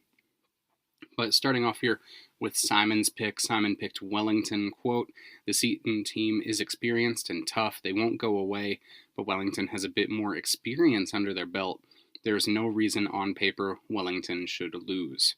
Cody says Wellington. While Eton has had their fun doing their annual batch of upsets, this Wellington squad beat them last time they played without Tanner Gray, their starting quarterback. Cody does think this game could be closer, but Wellington is feeling more and more like a team of destiny. Give him the Eagles. Gino said Wellington. Wellington. The Eagles proved him wrong all season long and have proved him wrong at every point in these playoffs. Gino has officially learned his lesson and will be going with Wellington to beat the postseason powerhouse of the Eton Reds. Not to mention that Wellington rolled over Eton without their starting quarterback, among others, just a few weeks ago. Phoenix also says Wellington. So, quote, "Phoenix was in attendance for the Wellington at Eton game this year, and that was cold as hell. Wellington was also without Tanner Gray and a bunch of other guys that we usually see play. They had their team healthy versus Strasburg and shut them out. Eton will now be the away team for this one, and he has no doubt in his mind that Wellington will be the team that we see play at CSU Pueblo." Anthony Garcia also picked Wellington. Quote, "Anthony has said it since they seeded the bracket that Wellington was a top seed, and they went and proved it this weekend. He does think it's tough to beat a team, especially when that team is Eton twice in one season. But Wellington must win up front, and he expects neither team to break 20 in this matchup." I am also of this opinion that Wellington will win. The Eagles, simply put, won their regular season matchup by 20 without their starting quarterback, top 3 edge rushers, starting defensive tackle, and other guys. They may also be getting their tight end back, and so, long story short, Wellington has more players available than the first time around, and they already won this game by 20 on the road. Next up, so just to be clear, that is a sweep of 1, 2, 3, 4, 5, 6 votes here for Wellington. So, next up we have Basalt versus the Classical Academy. So, starting with Simon's vote, quote, "The Classical Academy. Witnessing the last game they had live was special as he saw Drew Brown have a signature performance in the clutch. The defense is legit and they fared well against both run and pass-heavy teams, and while Simon has his reservations for the play calling, he thinks they are good enough for state. It won't be easy, but give him TCA." Cody also said TCA. Quote, defense wins championships is the saying, but it can work for the playoffs in general. The offense is going to do its best to lose this game, and by this offense he means the play calling, but in a battle of dimwits trying to lose this game on the sidelines, he's going to give the edge to the Titans, who have had their share of heartbreak in recent history, and he's not sure if Drew Brown will allow that to happen despite the coaching. Just to be clear, that is Cody saying that, not me. That is Cody. Gino says, quote, TCA, he absolutely loves that Basalt is showing some playoff promise after years of disappointment, but unfortunately they are running into an unscathed TCA team coming in with a ton of momentum. Both teams play smash-mouth football, and they both have a history of playoff struggles, so he's expecting a close game regardless. In the end, he trusts TCA to lean on Drew Brown after what he did in the last 2 games against Berthoud, and that will help them get the win on the road over Basalt. Phoenix also says TCA, quote, they have been the best team in 2A, and no one has been able to prove that wrong yet. They will have a challenge in Basalt, a team that won the league-beating Delta, who won that, a team that won that league by beating Delta, but see TCA riding a lot of momentum and having the firepower to close them out. Finally, for non-me picks, we have Anthony Garcia, quote, TCA, he wants to pick Basalt, but TCA has the experience, and last season fell just 1 game short. This year, TCA has one of the toughest defensive in 2A, and they will have to show that they can play smash-mouth football. This is the game he wishes he could watch. And ultimately, I have to agree. Now, even though I will say I did also give this game to TCA, I do not think this will be, one-sided. This is going to be a close game, probably even a 3. I think whoever wins this game will win it by 1 to 3 points. And I just give the slight edge to TCA because I know they have a really good defensive line. And this is the first time I'm betting against Basalt. But even with that, it'll be close. I think that both teams are good, but TCA's come from behind win against Berthoud showed some grit. They have momentum, and I'm not sure I want to bet against that. Basalt has beat some damn good teams. I can see it going either way. I just have to pick one. I'm going to go with TCA. I am fully okay with being proven wrong, though. That's my thing. I want you to go out there and prove me wrong. So be it if I am. But ultimately, that will do it for me in today's episode. That is the 2A playoff picks from both myself, Cody, Simon, Gino, Phoenix, and Anthony Garcia from the Mile High Prep Report. Come back next week to hear our predictions for the 2A state championship, which will be, between the winners of TCA versus Basalt and Wellington versus Eaton. And just to be clear, both games, all of the voters unanimously decided that the championship will be between the Classical Academy and Wellington, although I will admit that TCA Basalt game could go either way. If you are having a bad day, make sure you try to center yourself a little bit, stay hydrated if at all possible, and make sure that if you are driving, you keep your eyes on the road. And I will catch you all next week, right back here on Playmakers Corner. Peace.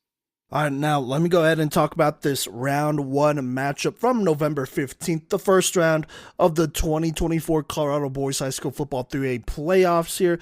We have Green Mountain versus Roosevelt, a rematch from last year's quarterfinals, where Green Mountain would battle Roosevelt, and it'd be close for a little bit of that game before Green Mountain would pull away and move on to the next round here.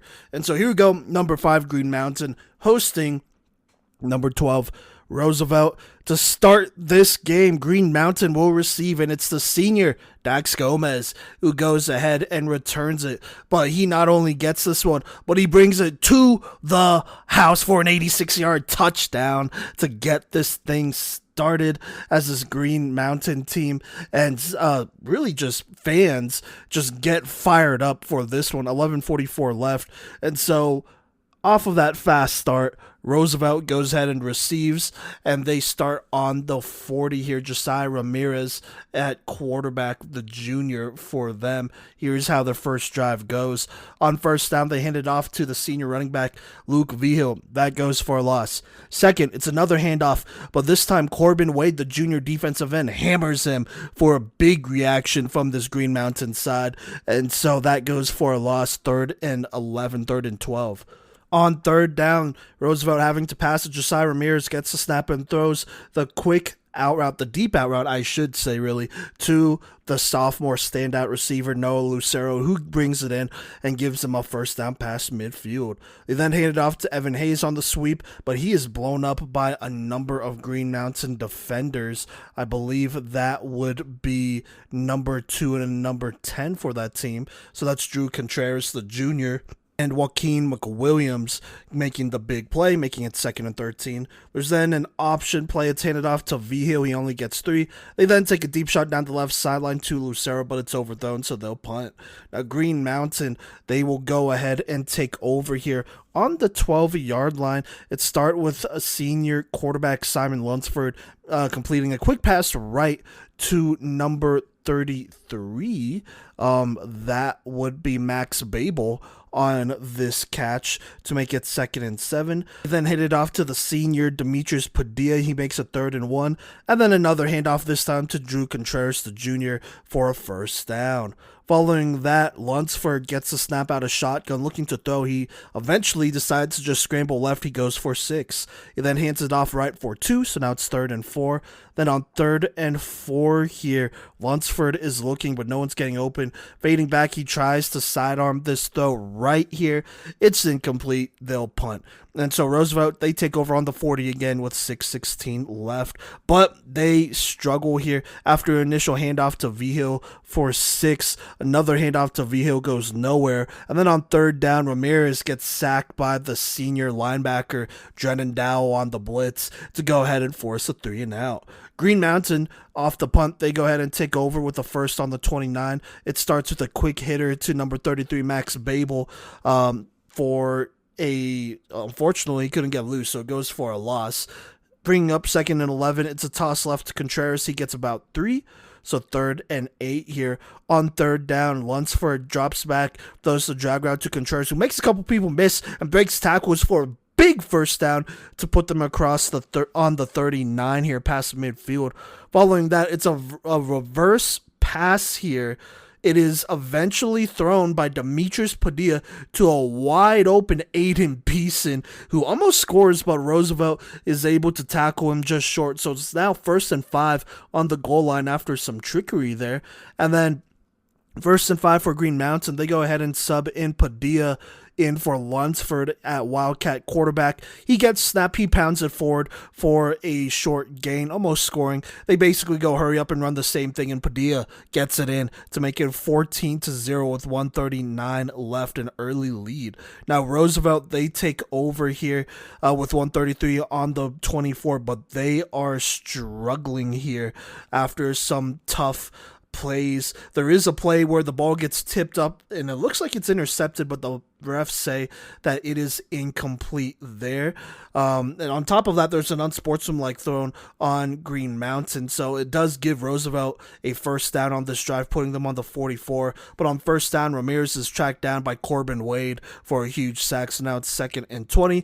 On 2nd down, Ramirez, under pressure, takes off, scrambling up the middle, chucks a player, and gets a first down. Things get a little chippy here as there is some talking between the two teams.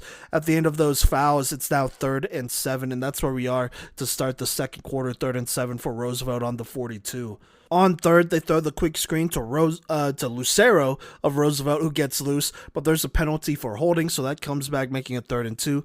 Then hit it off to Vigil, but he's met by a bunch of Rams as Green Mountain is dominating the line of scrimmage this game. He only goes for 1, but it's 4th down. On 4th, they hand it off right, and he gets a good push by this Roosevelt team here to give them a first down on the 42. After a short gain on a VO handoff. They go ahead and throw it deep, but Dax Gomez, he's in one-on-one. He has great coverage. He mosses the receiver for the interception. Now Green Mountain, they are not quite able to go ahead and make something happen here, capitalizing on this next drive here, because, well, first off, they were rolling, but then Lunsford, he throws a post route, but the corner punches the ball out, and that's a key punch out, and it's recovered by Noah Lucero to keep Roosevelt in this game and prevent them from going down 3 scores. So a clutch one there.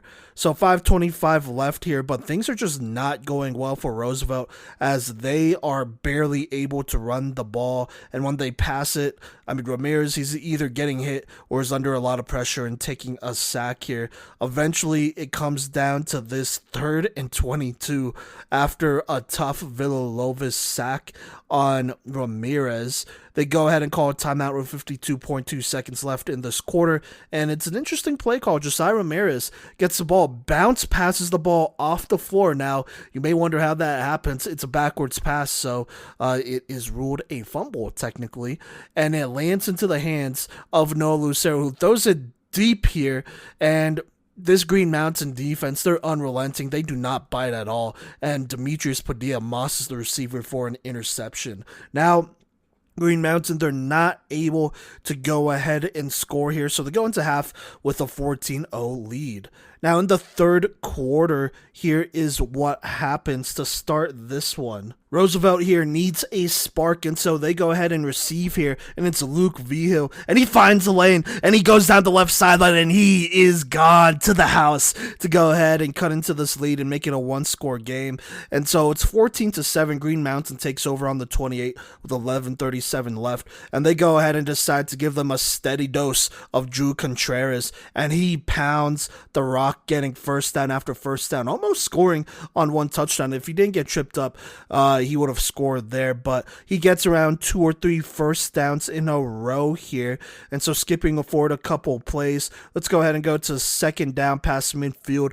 Lunsford throws it right to Demetrius Padilla. He makes it 3rd and 2. Before 3rd down, there's a false start, so now it's 3rd and 7 here. Green Mountain, without hesitation, lines up to run the play they're going to run here. And here's what happens. Lunsford gets a snap. Looking, he decides to scramble, makes a player miss, and he is off to the races, and he runs over a player. He puts Green Mountain on the 1-yard line here after almost scoring on that one. They then go ahead and sub in Demetrius Padilla at quarterback as the Wildcat QB, and he punches it in to make it 21-7. Now Roosevelt, they take over here, but they just continue to struggle. All their handoff, I mean, they're not able to run the ball, and then Drennan Dowell gets another big sack here at one point. Plus, Roosevelt suffers a delay of game, so now it's 3rd and 27. On 3rd down, Ramirez, he just tries to check it down, but he's under so much pressure, it's not a good pass. It's incomplete, and so Green Mountain, they take over here. Now, they are not quite able to respond. They do hand it off and run the ball a lot here with Contreras. Lunsford, he gets a couple runs. Villalobos, he gets a couple runs as well here. Eventually, they're across midfield, and here is what happens. They go ahead, and Lunsford goes ahead and throws a slant to Padilla. He fights forward for a first down, and that's how the quarter ends. So start of the 4th quarter, first on the 11-yard line.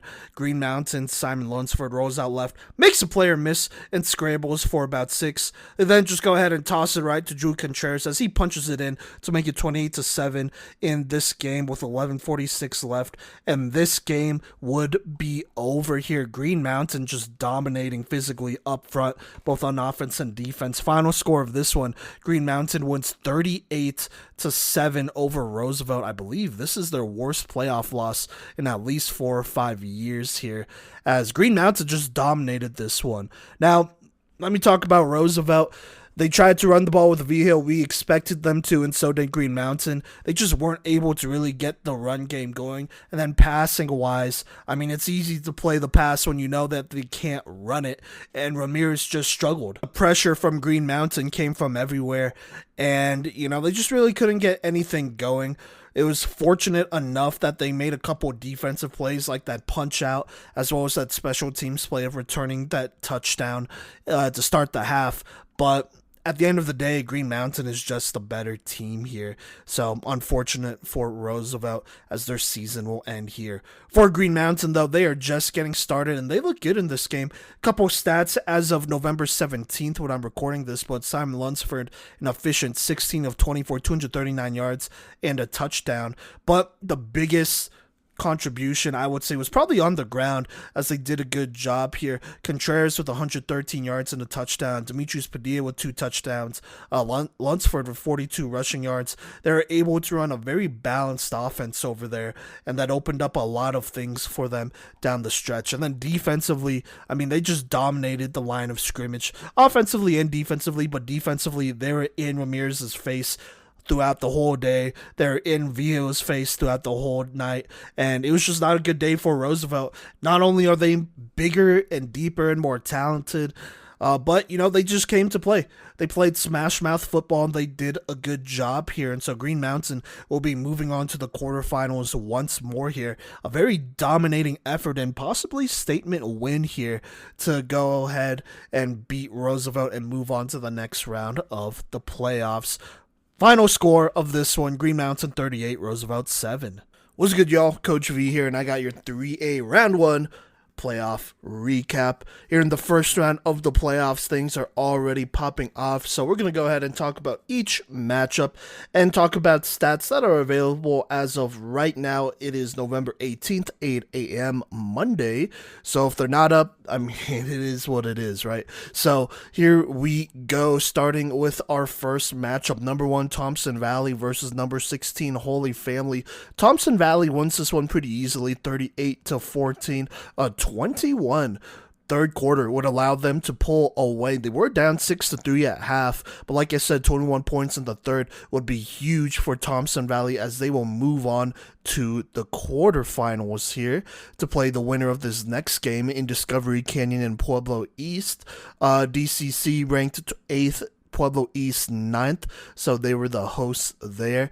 And on paper, this looks a little bit closer than what it actually was here.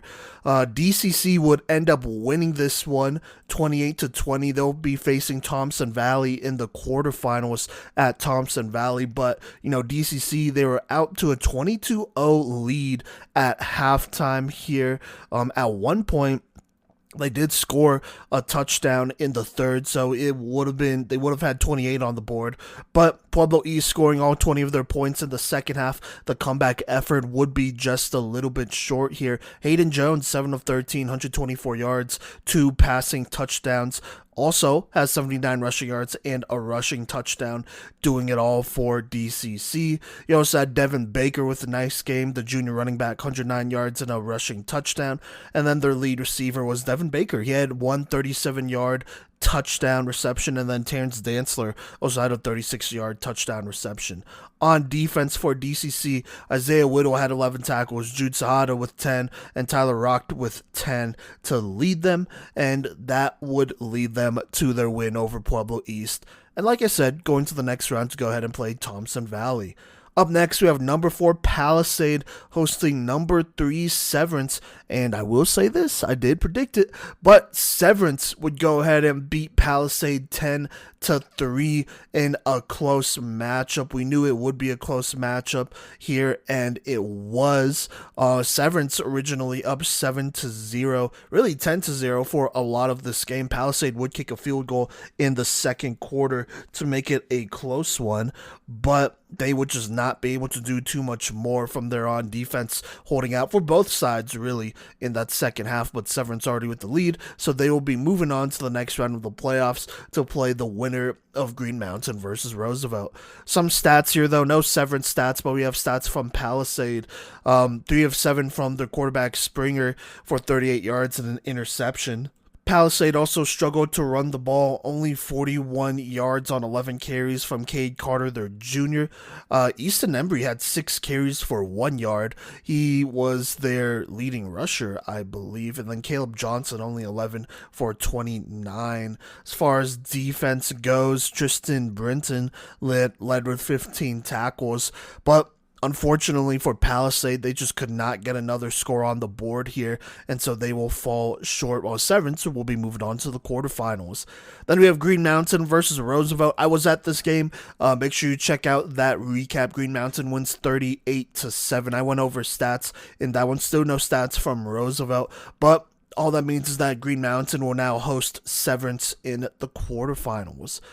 Moving on, we have number 3 Pomona versus number 14 Conifer.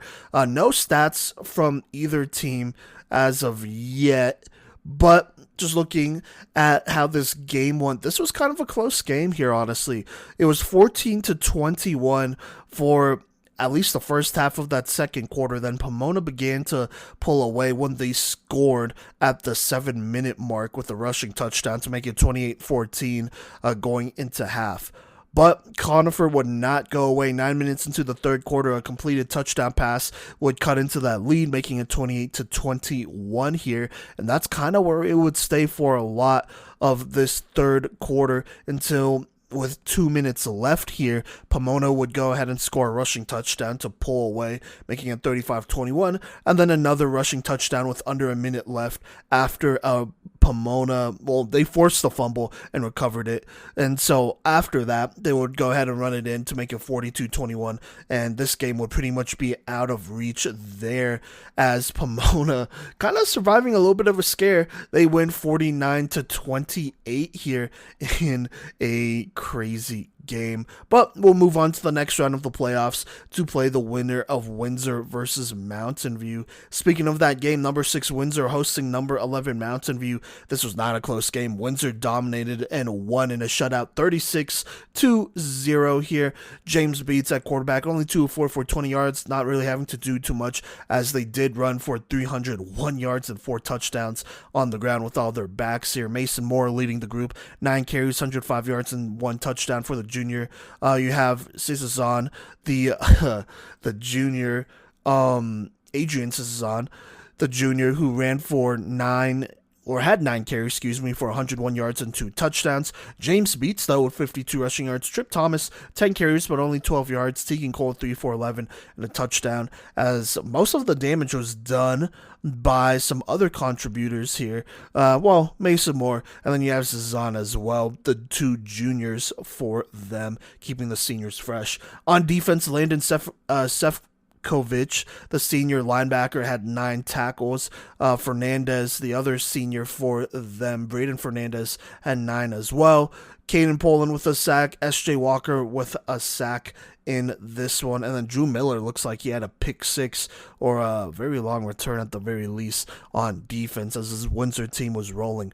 For Mountain View, 6 of 17 for Cam Frost, the junior quarterback, 33 yards, 1 interception. It looked like they tried to run the ball, and it just wasn't really working out for them. Keegan Amons, 14 carries for 78 yards, and that is pretty much it. They didn't have any receivers except for one. Amons was the only one with 2 receptions. Everyone else had 1, as Mountain View, unfortunately, their season will end right there. For Windsor, they will now go to Pomona to play them in a fun matchup.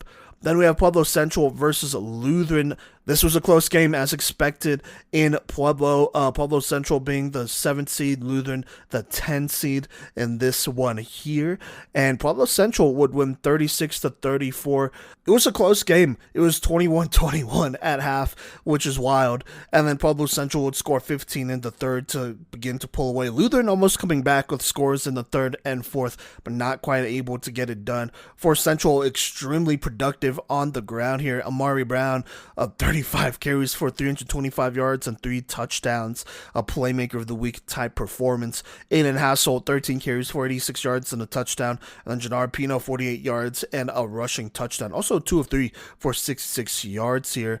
One of those receptions was for Joseph Castro, who went for 51 yards. The other one was for Aiden Hassel for 15. On defense here, Mikey Bryant led with 14 tackles. Preston Madrill with 10 for them there. And yeah, I mean, they just kind of dominated this game on the ground. 515 rushing yards and 5 touchdowns on 63 carries between 6 players for Pueblo Central. So very efficient on the ground. Line did their job against a pretty big Lutheran squad as well. So you got to feel good about that, honestly. So there you go. For Lutheran, they just came up a little bit short. They got into a shootout. Defense did not play as well as they could have, obviously, with over 30 points allowed. But it is what it is. This was a tough draw in the first round, but only one could come out of it. No stats for Lutheran as of now, but for the first time in a really long time, Lutheran's season ends in the first round.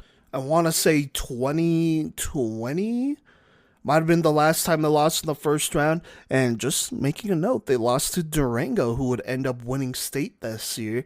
So the last team they won to end up winning state. But before that, I guess if you want to talk full season-wise, the last time they lost in the first round was actually the year before in 2019. They lost to Pueblo South in the first round there. And ironically enough, Pueblo South would go to the state championship as well. So is this foreshadowing for Pueblo Central? Let's see what happens. But moving on here, let's go ahead and get to our last matchup. So Pueblo Central will move on. They'll play the winner of Meade and Pueblo South, which we're going to talk about right now. Number 2 Meade hosting number 15 Pueblo South, and Meade takes care of business 30-7 in this one. It was not close. Christian Heiner 4 of 8 for 61 yards and a touchdown. Also had 13 rushing yards. But Ethan Elmore, he 8 on the ground, 22 carries, 153 yards, 2 touchdowns. Ryan St. Aubin getting a lot of carries in this one, which is good. 19 carries, 73 yards, and a touchdown. Bryson Gissel with a receiving touchdown there. On defense for Meade here, though, Hagan Williams, the big defensive end, 11 tackles. Carter Woods, 10 tackles. Edison Burke, 10 tackles. They had 5 sacks here on defense as well from Hagan Williams, Owen No, Caleb Fallon, a freshman, Spencer Muncie, and Josh Gonsalves, who all had a sack each. J.D. Hamilton had a sack, interception. Austin Ott with an interception, and Josh Gonsalves with an interception as this defense went to work. For Pueblo South, Kaden Herrera, he aired it out, but was not as efficient as he could have been. 18 of 31, 162 yards, 1 touchdown, 2 picks. Chase Hurley, 15 carries for 56 yards here. As far as receiving goes, Jake Pisciata, their lead receiver, 5 receptions, 52 yards. Landon Cordova, 4 for 39. Naaman Robinson, 5 for 38. And then Damian Cordova, 3 for 30. And their lone touchdown there. On defense, David Dietz co-led with 10 tackles, Landon Cordova with 10 as well here. But unfortunately, Pueblo South's season will end right here. This is still a very young team, even just going through the box score. Still only a few seniors on this squad. One is a big one in Frankie Pacheco for sure, though. So that's going to be tough. Armand Real as well. And then you have Damian Cordova as well to add to that group of seniors. And I guess your kicker. But other than that, the rest of this team should be returning for next year, which is kind of scary. So definitely a learning experience, but unfortunately, Pueblo South loses 7-30 to Meade. Meade will now get to host Pueblo Central in what should be a smash mouth football game here in the quarterfinals. All right, now let's go ahead and get into the 3A quarterfinals. Second round predictions here. Things are going to get tough. It's almost a guarantee that one of these games will be an upset. But just to name it off, we have number 1 Thompson Valley hosting number 8 Discovery Canyon, number 5 Green Mountain hosting number 13 Severance, number 3 Pomona versus number 6 Windsor, and then number 2 Meade hosting number 7 Pueblo Central in Meade. So there you go there. Let's go ahead and get into the predictions here. So, starting with the first one, Thompson Valley versus Discovery Canyon. I will be reading everyone else's predictions and then saying mine at the end here. But Thompson Valley will be hosting. Let's go ahead and start with Cody. He's going with Thompson Valley. He says TV feels overwhelming in this matchup. Gideon's going with Thompson Valley. He said this rematch of last year's first round contest will be exciting, but I think the Eagles will take it. Thompson Valley has a better defense than East. and a solid offense. The battle in the trenches will be fun, but I think that TV takes it for the second year in a row. Gino's also going with Thompson Valley. He said, I'm going with my gut here and picking the better defense here.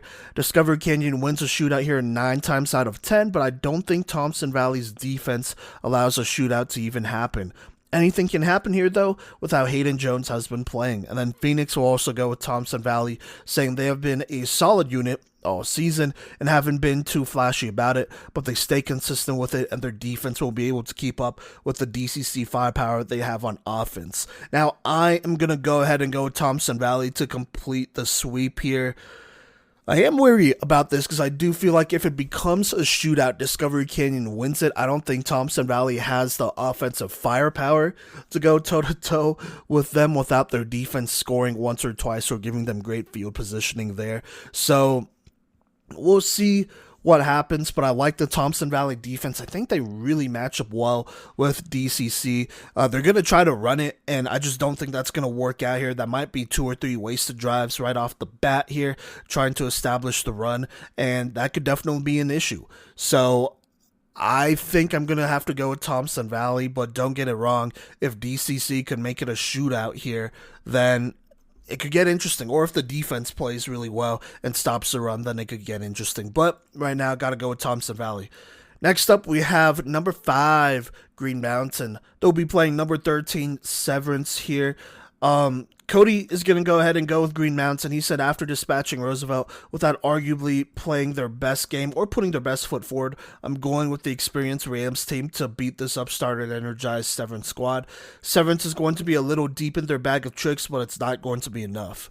Gideon says, congratulations to Severance on a very good run and a good upset. However, I give it to Green Mountain. I think that these teams' approach to Windsor is most important. Severance lost that game by 2 scores. Green Mountain won it by 1 score.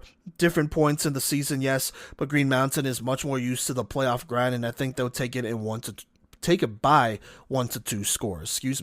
Gino's going to also go with Green Mountain. He says that was an awesome win for Severance over Palisade, especially after losing both the Hoffman brothers this season. I'm going to have to go with Green Mountain here, though, because I like their depth, size, and physicality compared to Severance. This is 3A, though, so maybe Severance can pull off the upset here. Phoenix is going to go with Severance. He says, I'm calling this the big upset of the weekend. We saw Severance take down a solid Palisade squad, and Green Mountain has had their fair share of struggles this season.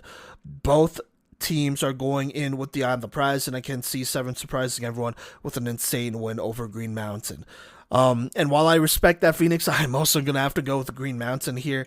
I think they're just bigger up front. They're nasty. I got to see them in that game, and, they probably should have won by at least 2 or 3 more scores than what they already won by. I think the defense played well offensively. I mean, you had that one punch-out fumble that drive would have ended with a touchdown, honestly. And then you just had some other mistakes here. They're going to clean it up here, and they're going to move on. That Roosevelt team is also well coached, so they're going to fight to the end.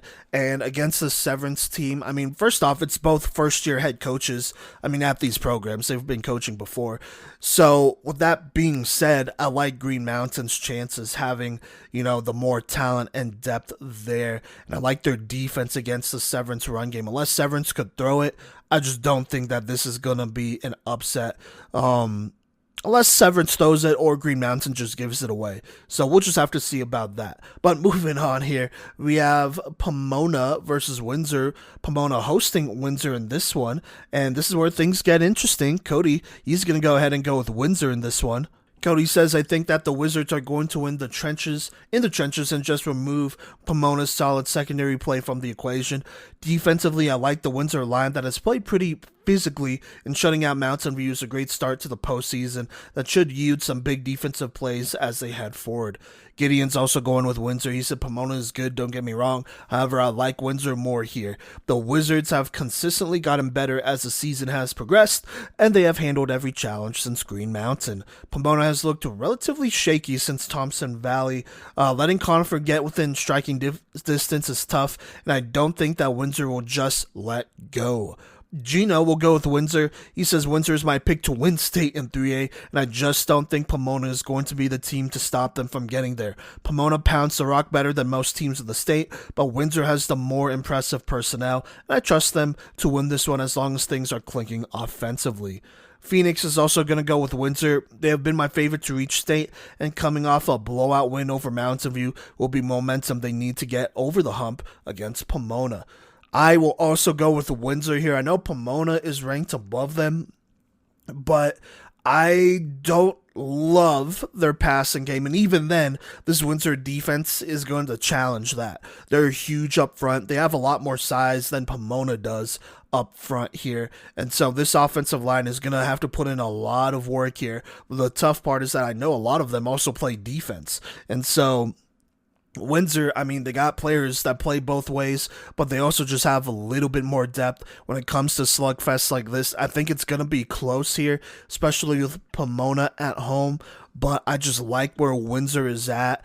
Windsor doesn't have as much of a passing game, not with the sophomore quarterback. Maybe they let him loose, but I mean, against this secondary, I just would not do that right now.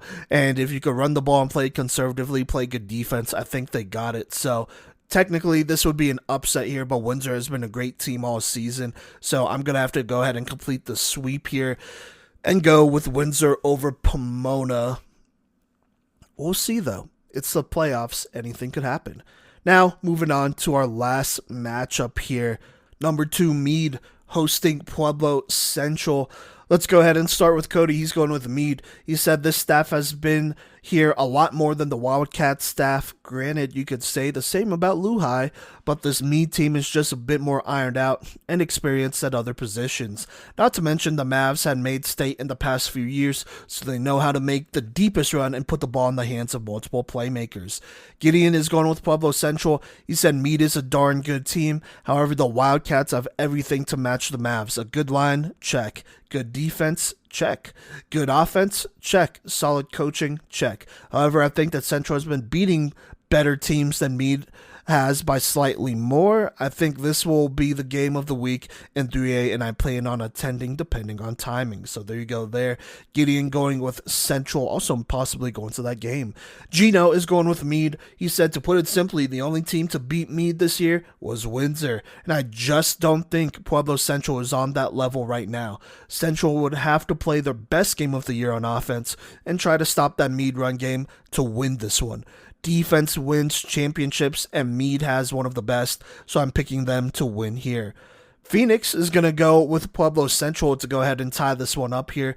He says, I really like Meade, but Central has had a very impressive season thus far, and being able to top Lutheran is no easy task. It's going to be close, but if Pueblo Central can keep it close with Lutheran, they'll be able to do the same with Meade. And when Meade has to play close, the nail biters are going to get nervous. I'm going with Meade here. First off, they have home field advantage. Playing in Meade is tough. I'll just say that. They have a great crowd over there, and I think it's going to be a very fun game. Just looking at it, it's going to be close regardless, but I do like Meade a bit more. They have a couple fresh backs that they could rotate in and out here. Ryan St. Aubin getting in there is really big for the last playoff game they had. Just because before last game, the last time he played was almost a month ago against Pueblo South on not Pueblo South. It was on October 17th against Greeley Central, where he last played, and then since then has not been able to play before that up until this last playoff game. So he missed 2 games leading up to this one. So there you go there. I think him coming back is huge. On top of that, I mean, they have a very deep running back group here, so it's not like one guy taking the beating. You have Chapela, Elmore, and St. Aubin, who are all going to get in there and make things happen without much of a drop-off. Now, you look at Pueblo Central, Amari Brown, he's an absolute star, and he's going to do his thing, one of the best running backs in the entire state here. But outside of Amari Brown, or I should say behind Amari Brown, there's definitely a drop-off. Now, you could say, well, him being a player that good. Of course, there's going to be a drop-off. But let's just keep it 100. They give him the ball a lot here. Aiden Hasselt, outside of Jannar Pino, who's the next guy up here, is the one who gets the ball a lot next, as well as Castro here. So they do have options. It's not like they don't here. But then let's look at the line as well, right? You have... For Central, you have your Salval brothers who play both ways, or I assume they're going to have to play both ways in this game to stop Meade for sure. For Meade, they have players who, just play O-line or mostly just play defensive line, including a big offensive tackle in Caleb Go, who's like almost, 6'8", 6'9", over 300 pounds. Offensive tackle, and then plays a little bit of nose tackle as well. So I like the depth that Meade has. They have a lot of size over there that, don't need to play offense and defense, and I think that does matter. And then as well as depth, they got players at each position who will play their role here. This is a team that went to state just a couple years ago and played that squad very close, and so I don't think that this is going to phase them. What it's really going to come down to in this game is physicality. Who could be the most physical on both sides of the ball here?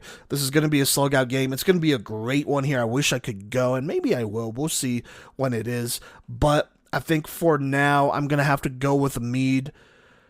Oh, and it's tough because I really dropped that line about Pueblo Central the last time Lutheran lost in the first round, or the last two times Lutheran has lost in the first round of the playoffs. That team has went to state going 1-1. One has won it, the other has lost it. So that could be foreshadowing for Central. I don't want to look too deep into that, but I think I gotta go with Meade right now as the logical pick. Yeah, I'll go with Meade right now. It's going to be tough for sure, but we'll just have to see what happens. So there you go there. Looking forward to an exciting week of the playoffs. Obviously, you want a trainer who can make you stronger and faster with the work you put in, but what about a trainer who can help you rehab and recover like the pros? Look no further than Junkyard Training, that not only offers specific strength and speed training, but also offers a plethora of recovery and rehab techniques like cryo, cupping, recovery boots, and so much more. Learn more today by visiting junkyardtraining.net or call 303-521-7594. Once again, visit junkyardtraining.net or call 303-521-7594 and get started today. All right, what's good, y'all? Coach V here, and I actually have your 2024 round 2 4A playoff recap here. Gino had some things going on, so I am just briefly going to sub in here.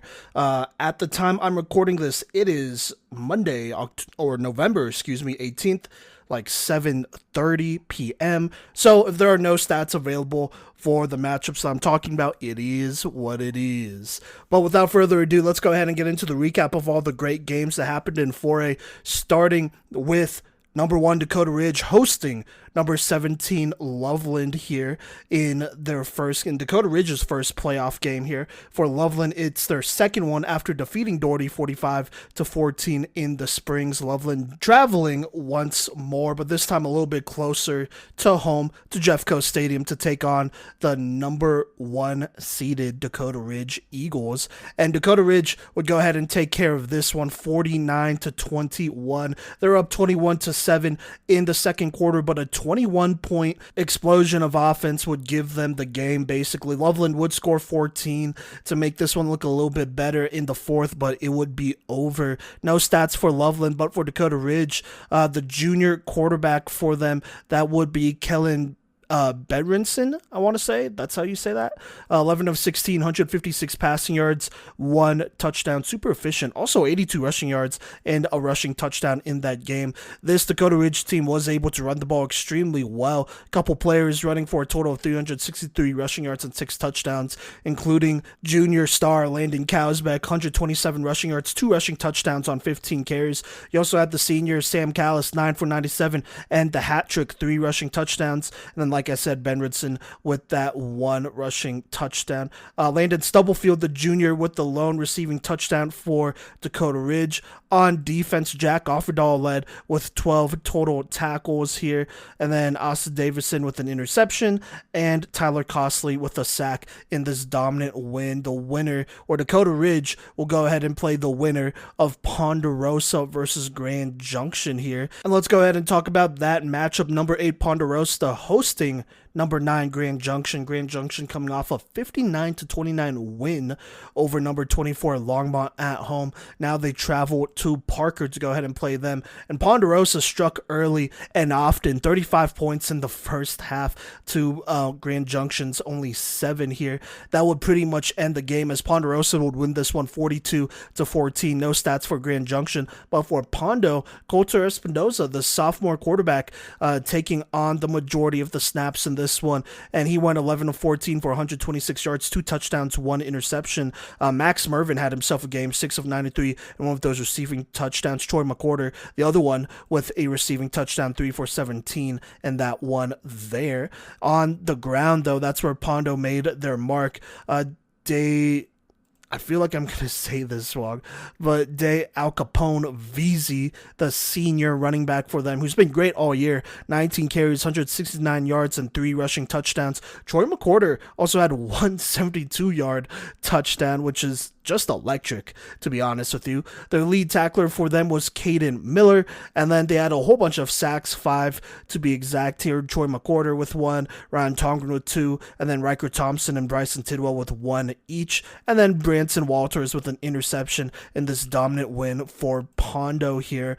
Ponderosa will go ahead and travel to Jeffco Stadium to take on Dakota Ridge here in the next round of the playoffs. Now, next matchup we're going to talk about is number 4 Palmer Ridge versus number 13 Rampart. A little battle down south in the Springs, well, technically in Monument, as Palmer Ridge would host Rampart after Rampart went ahead and won at home 40-7 over number 20 Grand Junction Central. So going into this game, looking to maybe make some noise here, but Palmer Ridge went ahead and made a statement here, 14-0 at half, and then interesting enough, a 9-point third quarter, and that would pretty much close this one out, as Palmer Ridge would end up winning this one 30-7 here. Let's go ahead and start with the Rampart stats here, actually.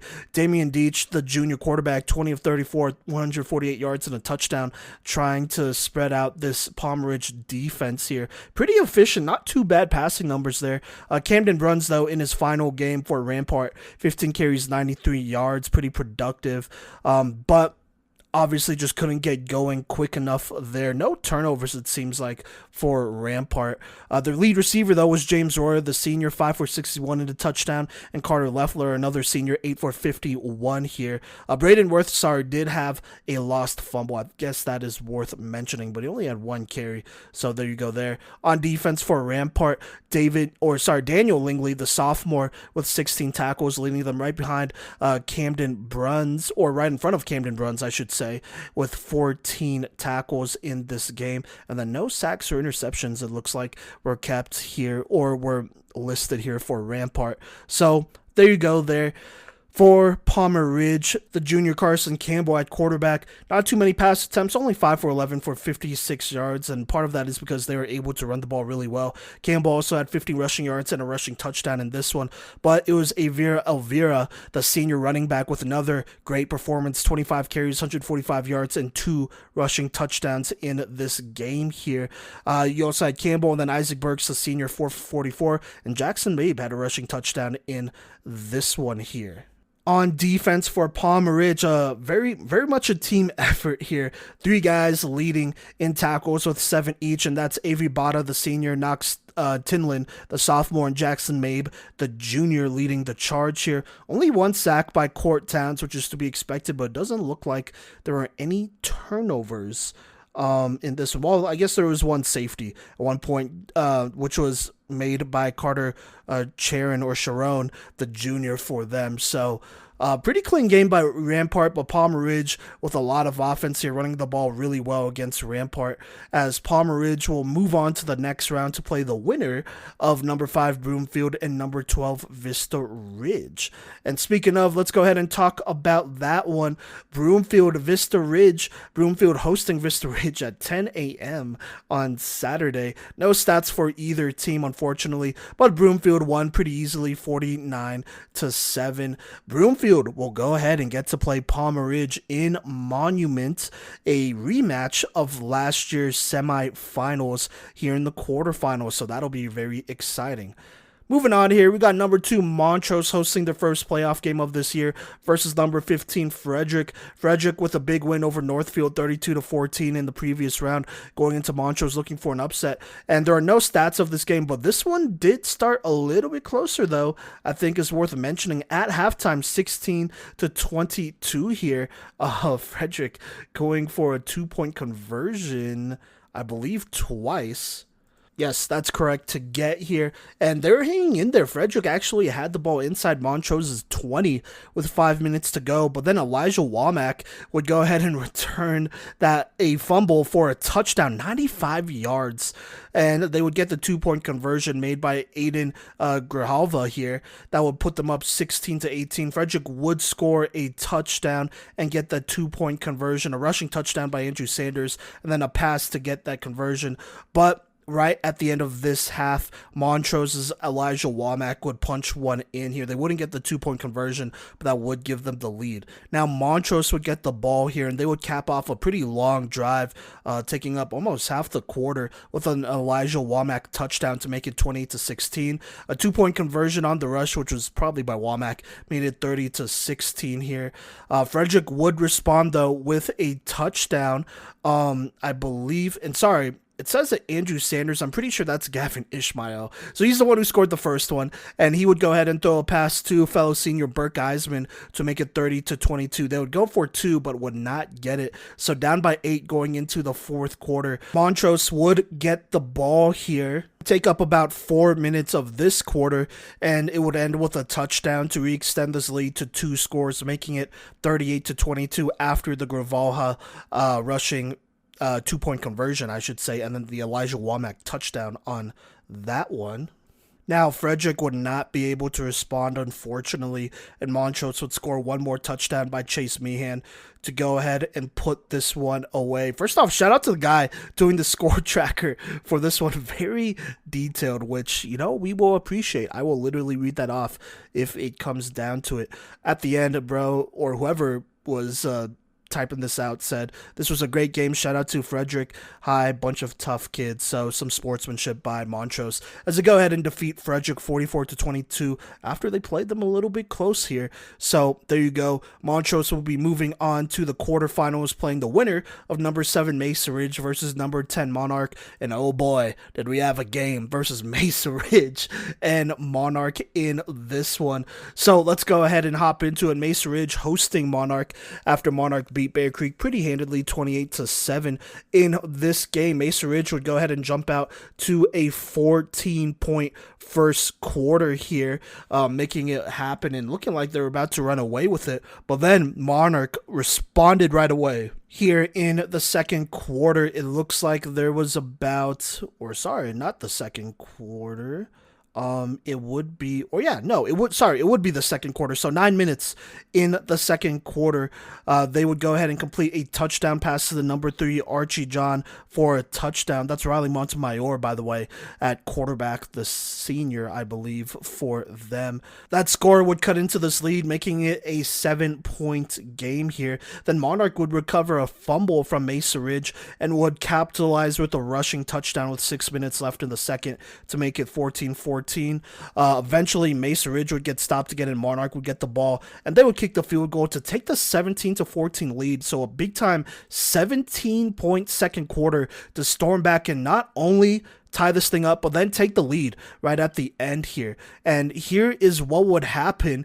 Mesa Ridge would also end up kicking off to Monarch, and it seems like on this first drive, Riley Montemayor with a 46-yard touchdown pass to make it 24-14, as all of a sudden, Mesa Ridge is on upset alert here.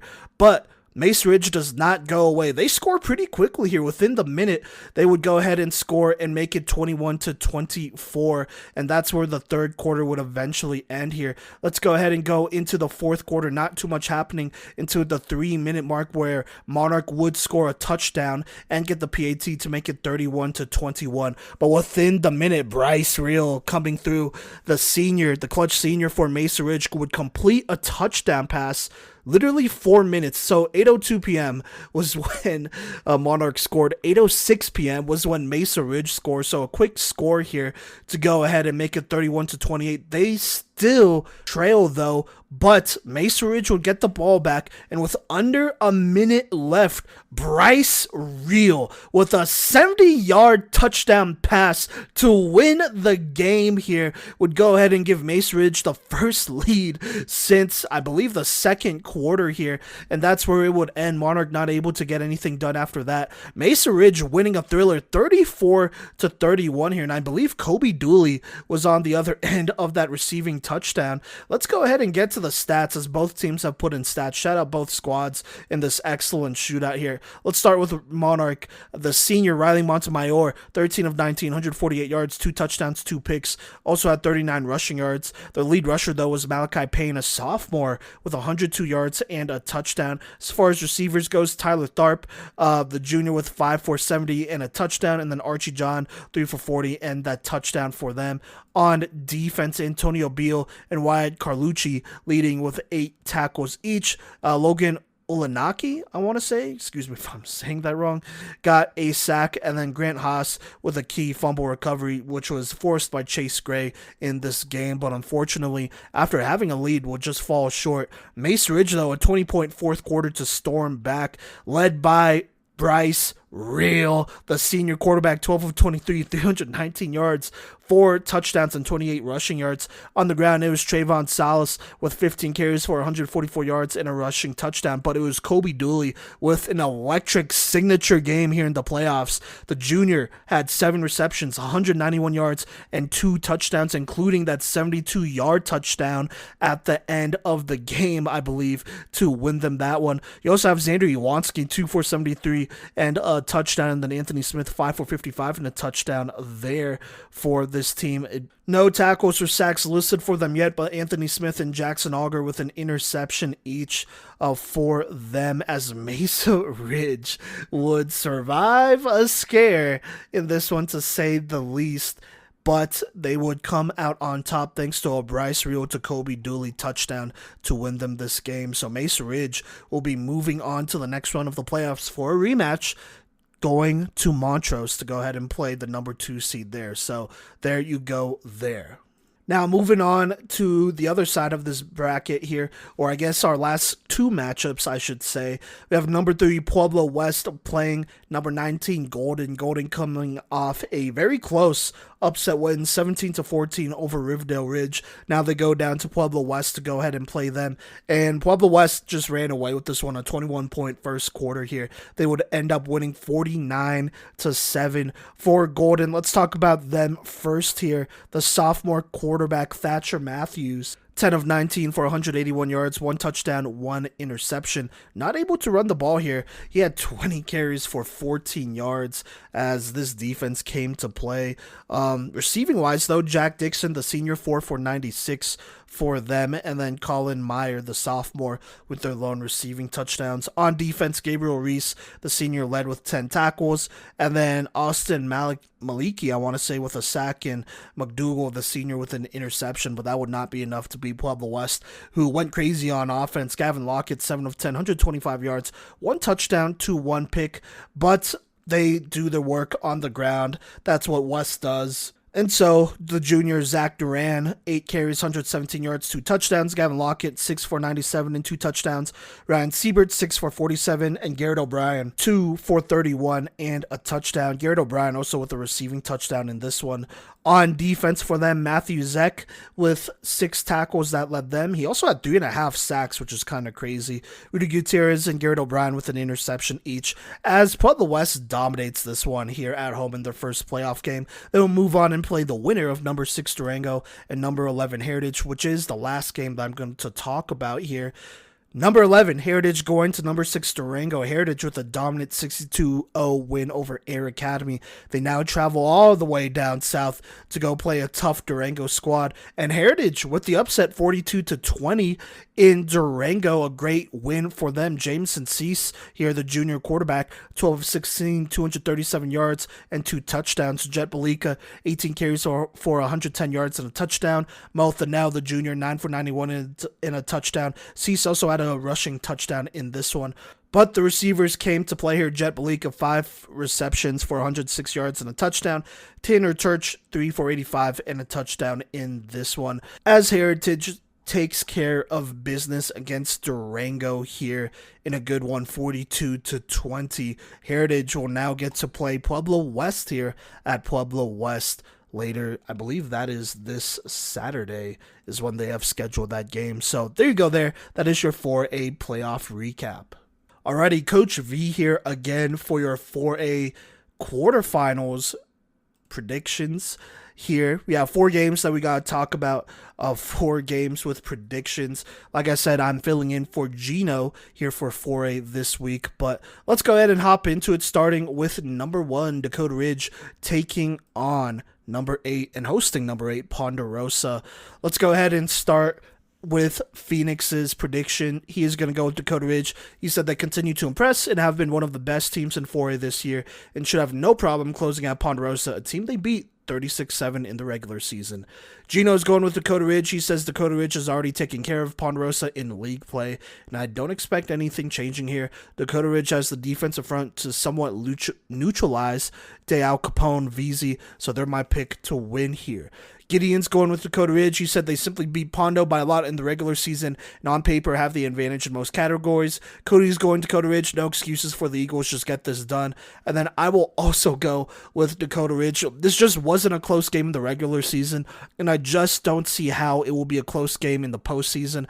I just have Dakota Ridge rolling on here. Ponderosa, unless they develop a little bit more of a threat passing-wise to open up lanes for VZ, I just don't see how they beat Dakota Ridge right now. Could be wrong, though. We'll see.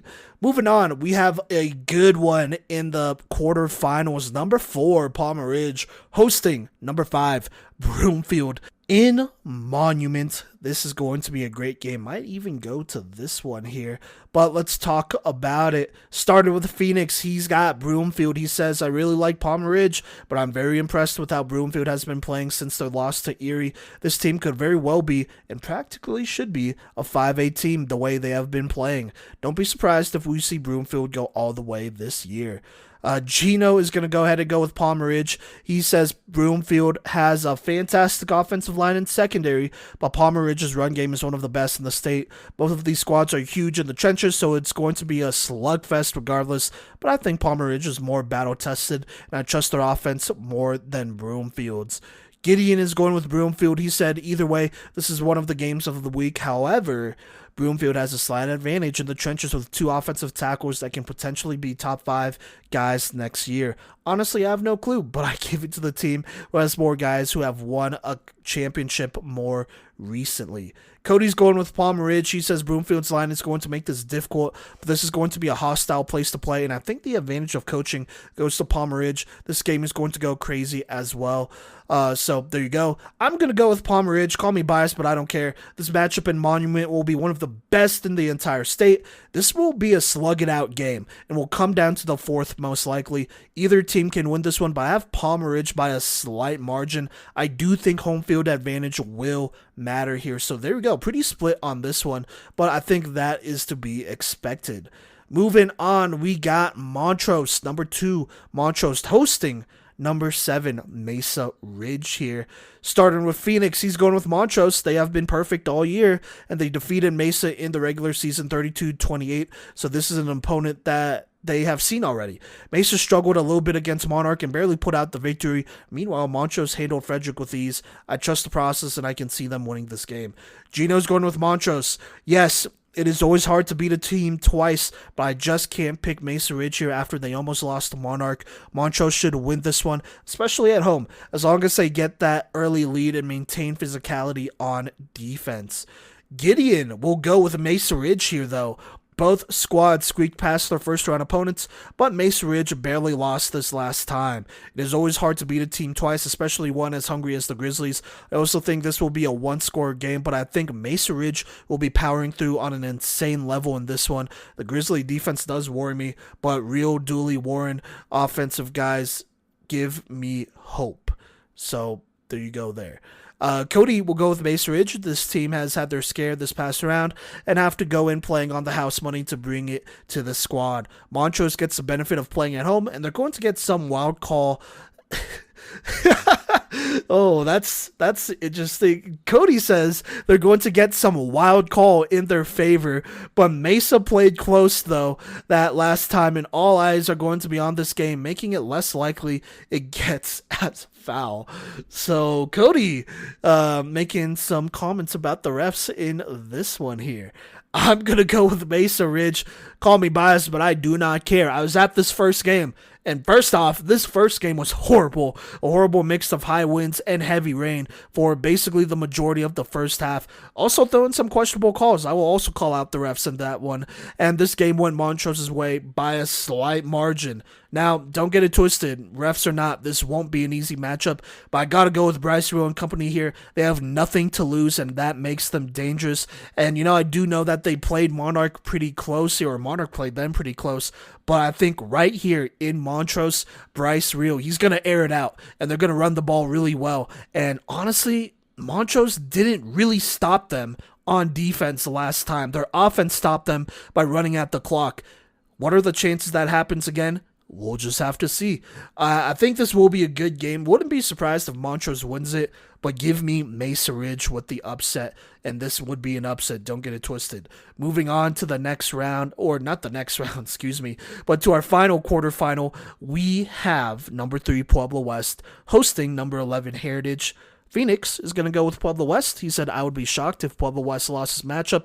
Heritage have performed very well this season, but I just don't see them matching up with Pueblo West and getting the win.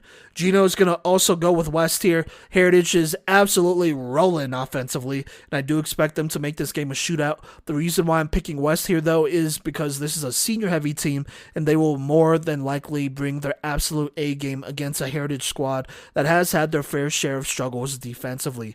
Gideon's going to pick the same here, West. He said Heritage did great against Durango, but West is crazy. That's a team with fire in the bellies, and while I wouldn't be surprised if Heritage won, I think that Gavin Lockett carries the Cyclones to the Final Four. Cody's going with West. He says, I knew I should have taken Heritage last week, but I am not getting the same feeling this week. This is West's game to lose, as they have everything you could possibly want going for them. And then I'm just going to go ahead and complete the sweep here. Pueblo West. Heritage won a tough game versus Durango, but West is a different beast. This Heritage team has struggled to stop the run, and that just so happens to be a strength for West here. So there you go there. I think their best course of action is making this one a shootout. But things get dicey when that happens for both sides, so we'll just have to see what happens. But for now, we are going to go with Pueblo West. So there you go. Looking forward to a great quarterfinals here and potentially going to one of these games as well. Best of luck to all the teams, and well, you won't hear from me next week, hopefully, but you will hear my reasons next week for the semis. So until then, we'll catch you later. How's it going, y'all? This is Gino with the Playmakers Corner podcast, and it is time to recap what happened in the Pine Creek versus Erie game from this past Friday. These are two very evenly matched squads, so it's no wonder why it came all the way down to the wire. This was a very exciting game, so I don't want to waste any more time, so let's go ahead and jump right into this recap. A body slam tackle on the return on the kickoff makes it 1st and 10 for Pine Creek at their own 16-yard line. On first down, Cameron Cooper's pass to a wide-open Elijah Roy makes it 1st and 10 at the Erie 27-yard line. Pine Creek coming out swinging here early on. After that, a screen pass goes for a first down to the 15-yard line, and then a run is stopped for no gain. On 2nd and 10, Gabe Sema shuts down a run to make it 3rd and 10, and then an incomplete pass will make it 4th and 10. And Pine Creek will set up for the field goal here on 4th and 10. And the snap, the kick is up, and it is no good. So the score will remain 0-0. It is now Erie ball, 1st and 10 at their own 20-yard line following the missed field goal. A run goes for 1 yard, and then the QB, Ronan Ward, keeps a read option to make it 1st and 10 at the 32-yard line. On first down, a run is stopped by Jaden Leach, and then an incomplete pass makes it 3rd and 5. On 3rd down, the QB, Ronan Ward, fumbles the snap, and Luke Graver recovers for Pine Creek. It will be 1st and 10 at the Erie 32-yard line. Cameron Cooper on first down takes a read option out of bounds, but he's shoved by an Erie player and falls to the ground on the Pine Creek sideline. So it will be 1st and 10 at the Erie 13-yard line after the penalties. On first down, Cameron Cooper keeps it, and he is brought down by 2 Erie players, but shoving by a Pine Creek player there makes it 2nd and 18. Following an incomplete pass on 3rd and 18, Gabe Sema comes off the edge and forces a fumble on Cameron Cooper, but Pine Creek recovers there. It will be 4th and 19, so Pine Creek will be forced to try another field goal here. There's the snap, and the kick is up once again, and it is wide once again, folks. Pine Creek has missed 2 field goals on their first 2 drives. The score is still 0-0 with 7 minutes and 11 seconds left here in the first quarter. It will be 1st and 10 at the 20 for Erie. The running back, Braylon Tolliver, goes for 3 yards on the carry, and then Jared Ibarra shuts down a run with a nice hit there to make it 3rd and 7. On 3rd down, Ronan Ward keeps it for a first down at the 32-yard line. On 1st and 10, Braylon Tolliver rips it up the sideline, and he goes all the way for the touchdown. It is 7-0 with 5:40 left in the first quarter after that massive run from Braylon Tolliver. Following the touchback, it will be 1st and 10 for Pine Creek at their own 20-yard line. Cameron Cooper keeps it right and jukes a defender for a huge gain into Erie territory. It is 1st and 10 at the Erie 25-yard line. On first down, Donovan O'Brien suplexes a receiver on a screen to make it 2nd and 12. On 2nd down, a run is stopped by Aiden Arnold, and following an incomplete pass, it will be 4th and 12 for Pine Creek. They're going for it here. Cameron Cooper goes through his progressions and eventually somehow finds Caleb Petrie on a tight window over the middle for a first down at the 1-yard line. On 1st and goal, Pine Creek decides to go with the Wildcat formation as Emmanuel Hill takes the snap and he keeps it up the middle for the Pine Creek touchdown. They tie this one up 7-7 with 3:28 left in the first quarter. It is 1st and 10 now at the 40 for Erie after a weak kickoff. After an incomplete pass, a run is shut down by a bunch of Pine Creek players to make it 3rd and 7. On 3rd down, Ronan Ward surveys and decides to scramble for 6 yards, so it will be 4th and 1 as Erie calls timeout with 1:50 left here in the first quarter. Coming out of the timeout, it is Emmanuel Hill who steps up and shuts down the run outside for a turnover on downs. So Hill got the touchdown earlier, and now he is shutting down drives on the other side of the ball right after it. It will be 1st and 10 for Pine Creek at their own 49-yard line. On first down, Cameron Cooper rolls out right, and he hits Caleb Petrie for a first down at the 36-yard line. And then Cameron Cooper keeps it for 5 yards, and then he evades a sack on 2nd down and eventually finds Connor Stallman for a first down at the 19-yard line. A run inside goes for no gain, and it is stopped by Carson Hagman. So it will be 2nd and 8, and that takes us to the end of the first quarter. This one is tied up 7-7. Starting us off here in the first quarter, the sophomore Brady Walden is in at QB here for Pine Creek, and he keeps it up the middle for a yard. On 3rd and 7, a pass to the end zone is incomplete, so it will be 4th and 7, and Pine Creek will be trying their 3rd field goal of the game here. And the snap, the kick is up, and it is good from the 18-yard line as Pine Creek goes up 10-7 with 11:19 left in the first half. Erie would get the ball back here, and they would try and pass a bit on their next drive, but they would end up going 3 and out here. The punt lands at the Pine Creek 40-yard line. On first down, Cameron Cooper is back on the field, and he keeps it for a few yards, but a face mask on Erie makes it 1st and 10 at the Erie 45-yard line. A sweep to Caleb Petrie makes it a first down at the 32-yard line, and then a Cameron Cooper keeper for 9 yards makes it 2nd and 1 here. On 2nd and 1, Cameron Cooper drops back, and he lobs up an absolute dime to a wide-open Elijah Roy in the end zone for the touchdown. It is 17-7 now. Pine Creek has the lead with 9:51 left in the second quarter. Erie would get the ball back here, 1st and 10 at the 39-yard line. A run goes for a short gain, and then following a couple of incomplete passes, it will be a punt for Erie, but a questionable late pass interference call on Pine Creek makes it 1st and 10 at the Pine Creek 41-yard line. The Pine Creek sideline is quite livid with that call, as you could imagine, but there's nothing they could do, so it will be a first down for Erie. Following an incomplete pass, Erie calls timeout with 9:03 left in the half. Coming out of the timeout, a pitch to Braylon Oliver gets them 8 yards, and then a false start makes it 3rd and 7. On 3rd down, the slant over the middle is incomplete, so Erie will punt here. It is 1st and 10 for Pine Creek at the 40-yard line. On 1st down, an absolute bomb to Elijah Roy is almost caught there, but it will be 2nd and 10. Then a run is stopped to make it 3rd and 10, so Erie will call timeout here with 8:24 left in the first half.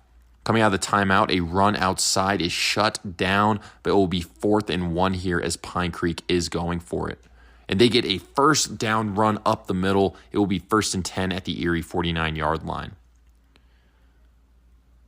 After a run outside is shut down, it will be 2nd and 8, and Emmanuel Hill will take a couple of carries out of the Wildcat to make it 4th and 2 as Erie calls timeout with 5:24 left here in the first half.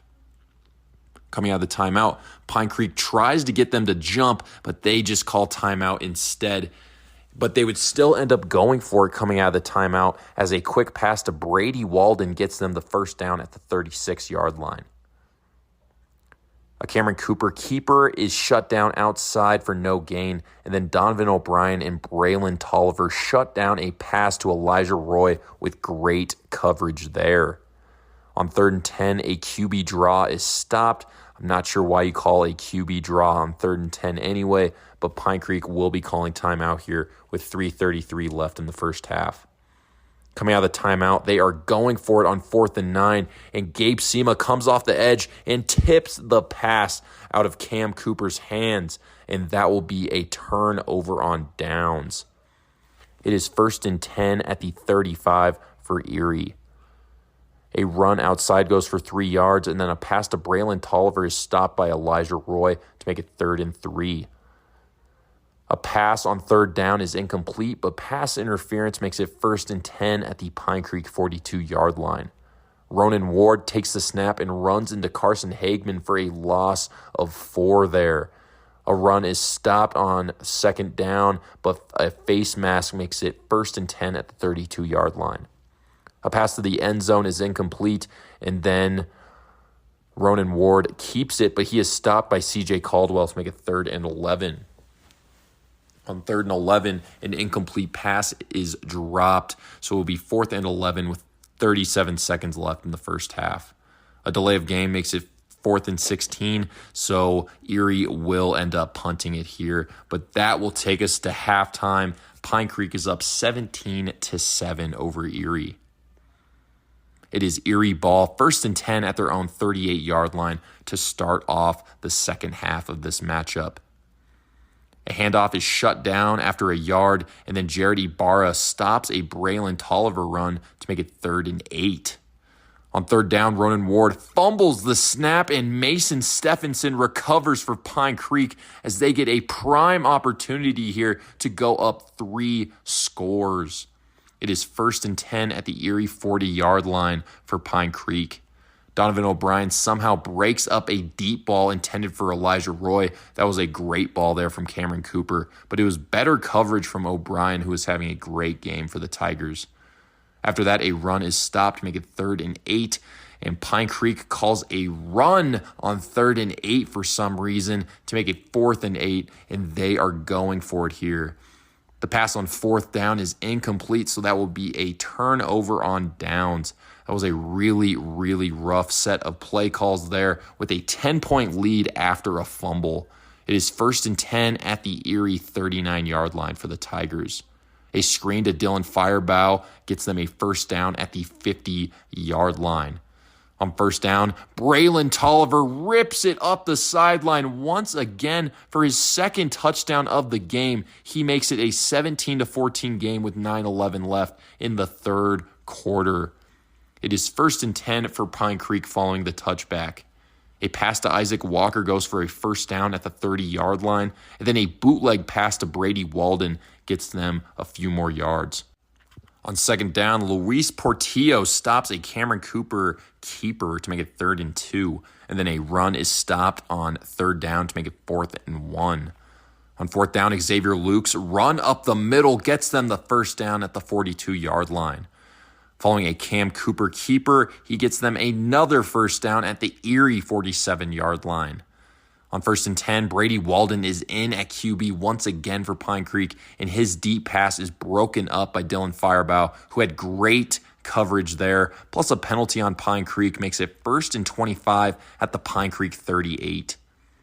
A run goes for 11 yards, and then a QB draw is stopped by Aiden Arnold, plus offsetting penalties there makes it 3rd and 14.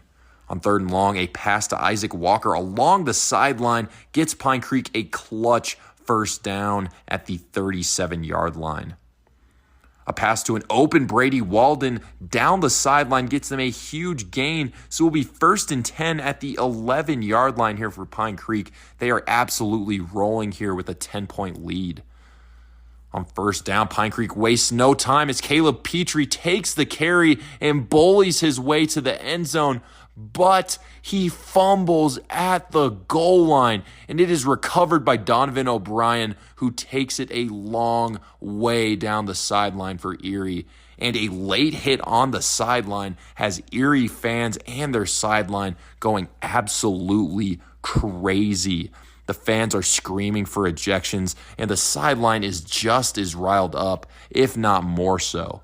Pine Creek had a prime opportunity there to go up 3 scores, but instead, this is going to be a massive, massive momentum swing here for Erie, down only 3 points. It is 1st and 10 now for Erie at their own 43-yard line after all of the penalties on Pine Creek there. On 1st down, a run is stopped after 2 yards, and then a slant to Gabe Sema, who is hit hard over the middle, but he somehow holds onto it. It is 1st and 10 for Erie at the Pine Creek 47-yard line. A run goes for 8 yards, and then Erie gets Pine Creek to jump off sides on 2nd down, so it will be 1st and 10 at the 34-yard line. A receiver is tripped up on a deep pass, so it will be 2nd and 10. Then following a run for 3 yards, it will be 3rd and 7 here. On 3rd down, a 1st down run from Braylon Tolliver as he gets Erie to the 23-yard line. On 1st down, Nico, sorry if I mispronounced this here, Drew Piewski stops a run to make it 2nd and 7. On 2nd down, Ronan Ward keeps it, plus some more drama after the play, makes it 3rd and 5. On 3rd down, Ronan Ward takes a snap, and he hits Gabe Sema on a slant over the middle, and he's hit hard, but he somehow manages to hang on, and he takes it into the end zone. Erie now has the lead 21-17 with 18 seconds left in the 3rd quarter as they take full advantage of that fumble to help set up this drive. Following a touchback and 2 missed plays, it will be 1st and 10 at the Pine Creek 32-yard line, and that will take us to the end of the third quarter. Erie now has the lead 21-17 over Pine Creek. It is Pine Creek ball, 1st and 10 to start off the third quarter. A pass to Brady Walden for a first down at the Pine Creek 48-yard line here, and then a Cameron Cooper keeper goes out of bounds after a yard. On second down, a run is stopped after 5 yards, and then a personal foul on Pine Creek makes it 3rd and 19. On 3rd and 19, a screen pass is dropped, so it will be 4th and 19, so Pine Creek will punt here with 11:08 left in the game. It is 1st and 10 for Erie at their own 33-yard line. Ronan Ward keeps it for 8 yards, and then a run goes for a yard to make it 3rd and 1. A run up the middle gets them the first down at the 43-yard line. Braylon Tolliver muscles his way for a nice gain on first down to make it 1st and 10 at the Pine Creek 45. Ronan Ward keeps it then for 6 yards, and then on second down, Ronan Ward keeps the read option as he goes untouched into the end zone to give Erie a 28-17 lead with 7:38 left in the game. Pine Creek had a 17-7 lead just a bit ago, but they now trail 2 scores. Following the touchback, it is 1st and 10 for Pine Creek at their own 20-yard line. Cameron Cooper keeps it right for 3 yards, and then Cooper improvises and hits Connor Stallman for a first down at the Pine Creek 33-yard line. A pass to Brady Walden in the flats, and he gets a nice gain there to the Erie 45-yard line. Luis Portillo and Gio Gianpietro almost get a sack to make it 2nd and 10. And then after an incomplete pass, Caleb Petrie takes the draw for a clutch first down at the 35-yard line. A sack on first down makes it 2nd and 17. And then Cameron Cooper keeps it for 11 yards to make it 3rd and 6. On third down, a pass to Elijah Roy gets them the first down at the 20-yard line. Tyler Maweer gets a sack on Brady Walden after Walden botched the snap to make it 2nd and 18. Then a pass to Elijah Roy goes for 11 yards. On 3rd and 7, Gianpietro gets a sack to make it 4th and 15. Erie calls a timeout here with 4:08 left in the game. On 4th down, Braylon Tolliver steps up and picks off the deep pass in the end zone. Is that the dagger, folks? Let's go ahead and find out here. It is 1st and 10 at the 2-yard line for Erie, and they would actually end up going 3 and out here, pinned up against their own goal line. It will be 1st and 10 at the Erie 40-yard line for Pine Creek following the punt. Erie gets a sack, but face mask penalty makes it 1st and 10 at the 25-yard line. Following an incomplete pass, a pass to Elijah Roy is broken up by Donovan O'Brien, who is having a great game as he has been locking down Elijah Roy for much of this matchup. On 3rd and 10, Cameron Cooper lobs up a dime to Xavier Lukes for a first down at the 10-yard line. And then a run goes for 5 yards, and pass interference on Donovan O'Brien on back-to-back snaps makes it 2nd and 1 right up near the goal line. On 2nd and 1, Emmanuel Hill runs it up the middle for the touchdown. It is 28-23 with 1:04 left here. And after the failed extra point was dropped, Pine Creek will be going for that onside kick, but it will be recovered by Erie as they get the comeback 28-23 win over Pine Creek. They will be moving on to face Cherry Creek in the quarterfinals in the next round of the playoffs. Pine Creek really had that game in their hands. They had a 17-7 lead at halftime, and that's not even counting the 2 missed field goals they had in the first quarter. So honestly, they just kicked themselves in the ass nonstop in this game on their way to a loss. They had a really good season, though, despite losing a lot of their coaching staff from last year. I just want to say thank you to the Pine Creek seniors for an amazing career and all of their contributions to Colorado high school football. This is Gino with the Playmakers Corner podcast checking out, and I will see you all next week. Peace out. Hello, y'all. It is Cody Stoffer here with the Playmakers Corner podcast, and I am going to be talking about the 5A playoff game that myself and Mason tended. Please go ahead and check out the Tik Tok at Playmakers Corner to see the highlights from this game.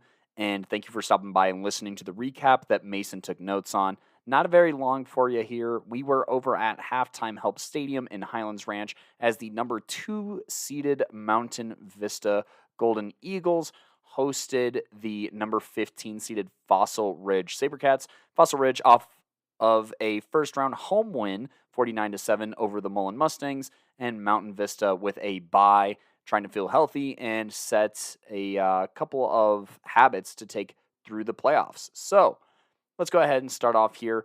Fossil Ridge will start with the football here, and after a touchback, they're going to just start normal field position here, and Nuke Kubat's going to drop back and find Harley Schmidt for a gain of 6 yards.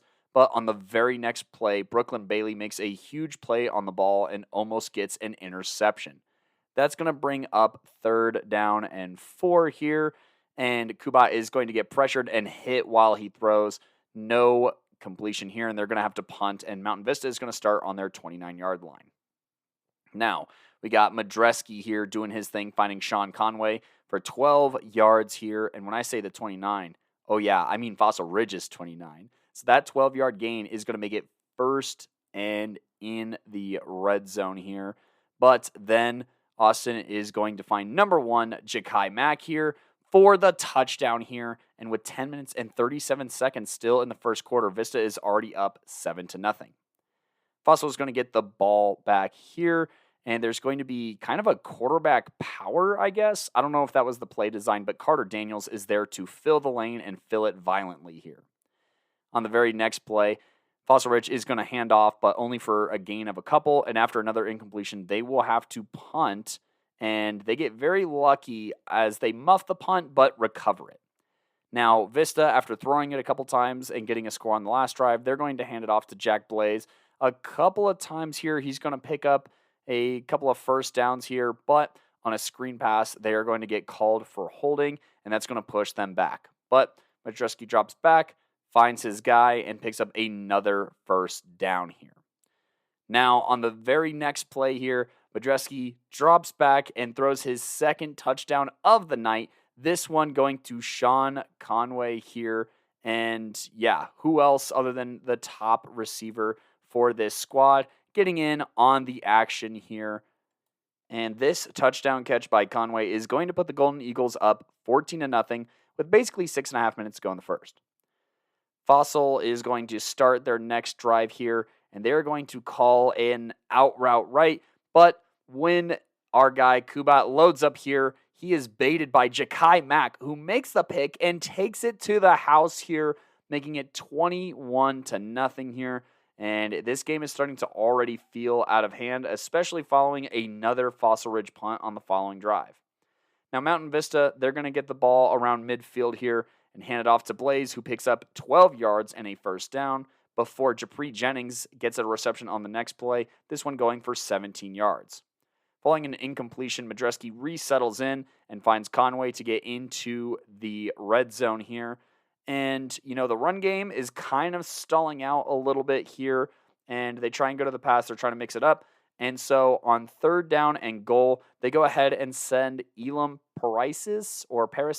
Sorry for butchering that, Elam. But they send him in motion left to right, and he's actually underneath the center, receives a direct snap, and scores on a rushing touchdown, making it 28-0 here. Now, Fossil Ridge kind of backed into a corner here. They are going to string together a couple of completions here on this drive to gain some yards. He finds Owen Wind for a gain of 9. Then he checks down to Harley Schmidt, who turns upfield and picks up 22 yards and a first down. He then throws to Harley again, and this time he's under pressure here, and he's still going to gain a handful of yards here. But on the very next play, there's going to be a bad snap here that's going to lead to a pretty rowdy calamity of events in the backfield, but it will draw a penalty on the defense that pushes Fossil Ridge further along in the drive. Now, there's another incompletion and a bad snap here, but on the very next play following those two downtrodden ones, Kubat is going to drop back and find Harley Schmidt on the left side here, extending and scoring here, putting on points for the board of Fossil Ridge's representation here. but the extra point attempt will be blocked, so it is 28-6 here. On the very next drive here, Vista is going to start on the 27-yard line, and they're not going to be coming out with huge gains right off the bat, and so they face a 3rd down and 6, but Madreski, as cool as ever, finds Jack Blaze here on a little check down, who picks up 11 yards and gains a 1st down. On the very next play, he's also going to find Blaze here and pick up another 1st down. Now, there's going to be an incompletion on the very next play, and this is almost intercepted by Harley Schmidt. Probably should have had it here, but luckily for Mountain Vista, they luck out here and hand off to Jack Blaze to set up 3rd and 4, and on 3rd down, Jabri Jennings gets the reception and moves the chains. Brooklyn Bailey would be on the receiving end of the next reception to get them into 1st and goal inside of the 5-yard line here, and a couple of handoffs to Jack Blaze later. They are in the end zone up 35-6. Now, we got a little bit of an excitement here as Fossil is going to get the ball on their 22-yard line and pick up 9 yards with a throw to Marcus Mosier here.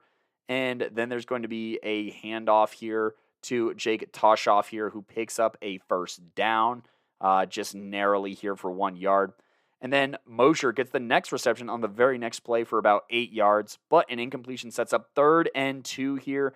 Do or die for Fossil Ridge, trying to keep the chains moving. Kubat drops back, scans the field, doesn't like what he sees, tucks and runs left, and picks up a huge 1st down. This joy would be very short-lived, though, as the Vista defense responds with a sack from Aiden Vincent here that's just bone-crushing and makes for a very long 3rd down because the very next pass play is only for a gain of 3. And after an incompletion, it brings up 4th and 12. And Fossil Ridge is going to go for it here, and the throw is just outside of Mosier here, goes out of bounds, and so it's going to be a turnover on downs. Vista now, blood in the water, trying to capitalize, get over 40 here. But the Fossil Ridge defense steps up really, really big on this drive. The first example is Mason Griffin gets a huge sack on a play-action pass attempt for Mountain Vista and forces them down in a hole. And on the very next play, Mountain Vista passes to Japri Jennings here, who's running around, but it's going to be stripped by number 9, I want to say, of Fossil Ridge, but more importantly, recovered by number 7, Tegan Slattery here with a huge fumble recovery and a way to try and get Fossil the ball back and try and get them to score. Now, unfortunately, despite the defense's efforts here, the offensive efforts fall short, and they're going to turn over on downs, and Vista with the ball is going to just pound the rock with Blaze for a few plays before picking up a 8-yard completion to Elam here on the reception on that. And then Blaze, once again, is just going to pound the rock again and again and score eventually on this drive.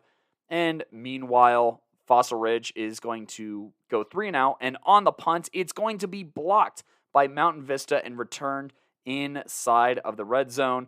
And there's going to be a pass play here where Jack Blaze actually gets the ball and then finds a wide open Sean Conway in the back of the end zone. We would stop taking notes here as in heading into half, Mountain Vista was up 49-6. The final score ends up being 49-14 as Fossil Ridge does get a touchdown down at the bottom of the game here. I just want to say for Fossil Ridge, congratulations on a fun and awesome season here. You guys have a lot to be proud of and, showed us some stuff kind of throughout the year here. Shout out to Nick Kubat. It was fun covering you as well as your brother. It's always nice to see kind of somebody pick up the torch, especially when it's blood related here. And then, throughout the season, been really fun covering the likes of that receiving core, especially these seniors here, Luke Garvin, Harley Schmidt, Owen Wynn, and especially Marcus Mosier. Looking forward to taking a look at some of these guys for the top 5 series. Be on the lookout as those episodes will start coming out here in just a little bit. But as for Mountain Vista, they win big here, obviously 49-14, and they will get ready for their next round opponent. Go ahead and listen to the 5A recap on who that's going to be. And welcome to the 5A recap. I am your host / showrunner Cody Stoffer on this one. And let's go ahead and start in the very top left bracket here, where we actually had kind of a thrilling game here. Grandview and Cherry Creek. Grandview actually strikes first blood, kicking a field goal with about 7 minutes to go in the first quarter here. And they keep it tight through the end of the first half here as Cherry Creek doesn't get on the board until the very beginning of the second quarter, getting a field goal and tying this game up.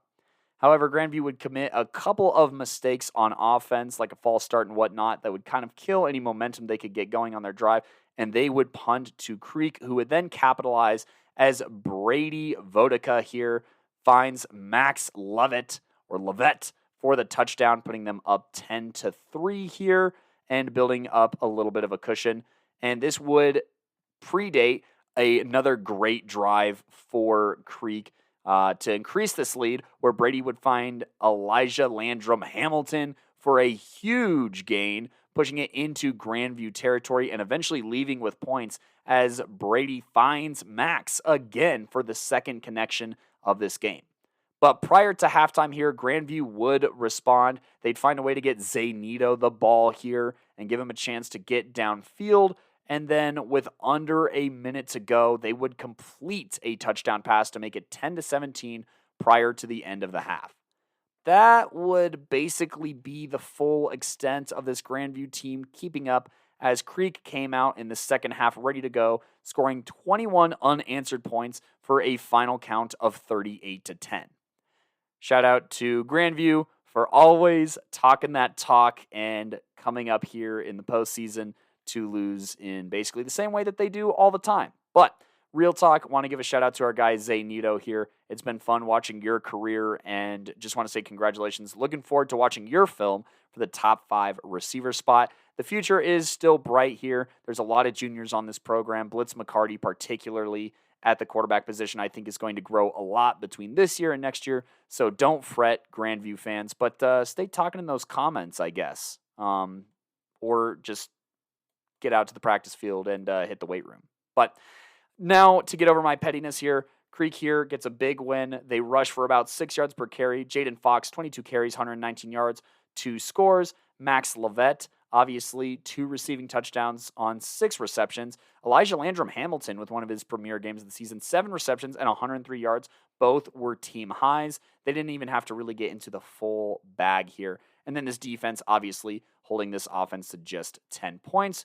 Creek, Cherry Creek that is, punches their ticket and faces the winner of this next game in the next round here. This next game was an absolute thriller here. Erie and Pine Creek here. Please double back to Gino's recap of this game.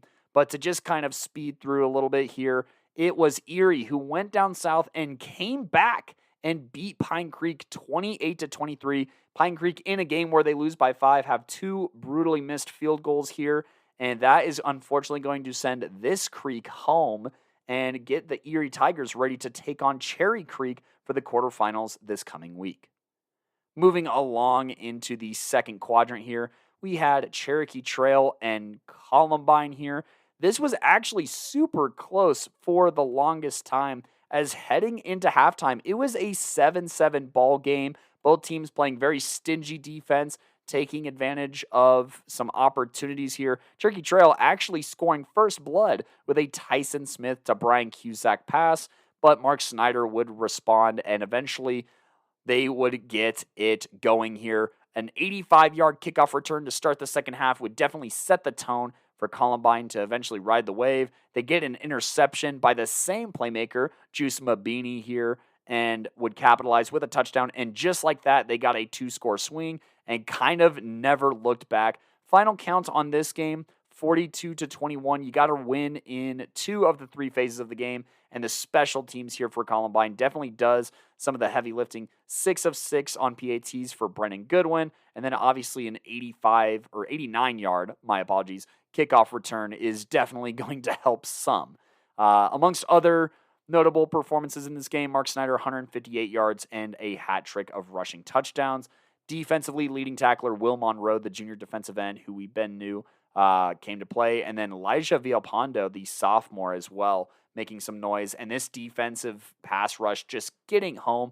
4 sacks, Will with 2 of those, and just helping smolder this Cherokee Trail offense, who just didn't get going until it was too late, scoring 14 points in the final frame.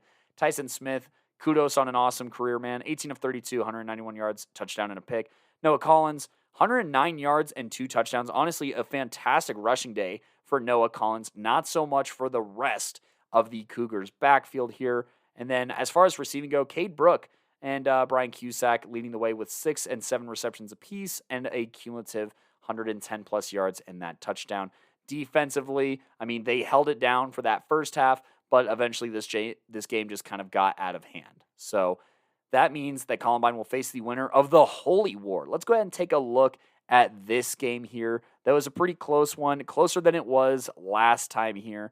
And it all started off with a score on Valor's part. Mason Walters kicking a field goal, but not until 8 minutes were left in the second quarter. But Regis would get some big plays to respond here. Grayson McPherson, the two-way stud, would get a catch that puts them about to midfield. And then Ben Bacon would put it into Valor territory here within the 40-yard line. But this Valor defense is not easy to sway. Cannon Smith would get a sack here, and eventually they would hold tight with a Kobe Dean TFL that would force a Regis field goal, making it 3-3. Valor would respond with under a minute left, getting a Cash Spence 2-yard rushing touchdown, taking a 10-3 lead into halftime that they would further build upon halfway through the third quarter as Chase Hanash gets a 25-yard rushing touchdown to make it 17-3 to capitalize off of an Israel Waitman interception. As for Regis here, they would score with a Luke Rubley pass to Grayson McPherson, making it 10-17. But, this Valor offense was just a little too much here. Cash Spence cashes in once again, following a huge Olk to Gary completion. Regis would then score, but it would be under a minute left, and that would not be enough time to get the ball and score again. So that means that the final score of this game was 17-24. Regis does score 2 touchdowns in that final frame to try and close that gap, but overall just could not get this run game going for the life of them. 14 yards on 18 carries, absolutely smoldered, but shout out to the freshman Luke Rubley, putting on for his team here 30 completions on 40 attempts for 263 yards, 2 touchdowns, and an interception. That interception obviously comes at a very inopportune time and turns into dividends for Valor. But to throw 40 times in your second playoff game, especially as a freshman, very impressive. Did what he could to give this team a chance, finding JoJo Hernandez and Grayson McPherson for those receiving touchdowns. Defensively, obviously, outside of the early game, Regis Jesuit just didn't have a ton of answers for this Valor attack that, while they struggled in the run game here, they just completed what they needed to in the pass game. Dawson Olk with an awesome game, 18 of 30 for 255 yards. No touchdowns, as that was all left to Cash Spence, who scored twice, and Chase Hanash, who scored once. But, finding plenty of receivers, as 6 different receivers made a catch in this game, spreading the wealth and just showing the weapons that this Valor team can have offensively. Defensively, a lot of the same story. 8 tackles for loss, 3 sacks, and just a lot to handle for a first-year guy, I would say. Israel Waitman obviously being opportunistic and getting that interception. But Valor will face Columbine here in the quarterfinals. Moving along, we already kind of talked about it. Go ahead and revisit it if you want to. Mountain Vista beats Fossil Ridge 49-14 here. Like I said, Fossil Ridge shut out on the season. Kubat, threw 2 touchdowns, but there is just not a lot. And this offensive line was kind of just getting blown off the ball basically every single play. Mountain Vista kind of just cruised to a victory here. Jack Blaze with a huge performance, throwing a touchdown, rushing for 109 yards, rushing for 2 touchdowns that would match Sean Conway's productivity on 2 receiving touchdowns on the day. And this defense also getting a pick 6 courtesy of Ja'Kai Mack. And like I said, just winning at the line of scrimmage like crazy. 5 sacks on the night, 2 from Carter Daniels, 1 from Aiden Vincent, 1 from Quillen Gillick, and 1 from Austin Scheich here. And 24 hurries, just no time or space to breathe for Fossil Ridge as Mountain Vista moves on and will face the winner of Chatfield versus Fairview.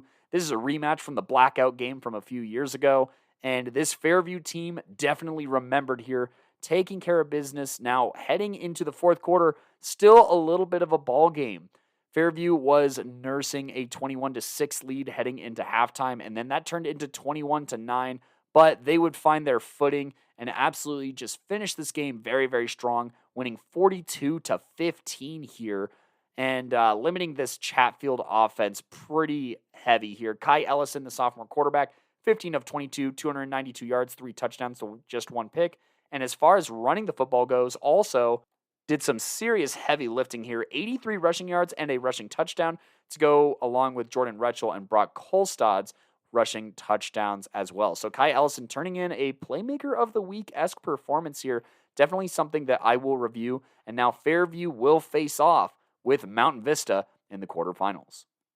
And finally, in the fourth quadrant here, we had matchups of Ralston Valley, Arvada West, and Arapahoe Legend. Both of these games were pretty solid here. The Battle of the Knack was a close one, only being 7-6 heading into halftime here. Arvada West striking first blood courtesy of a Logan Duhacek passing touchdown to Noah Muir here, but they would not get the PAT here.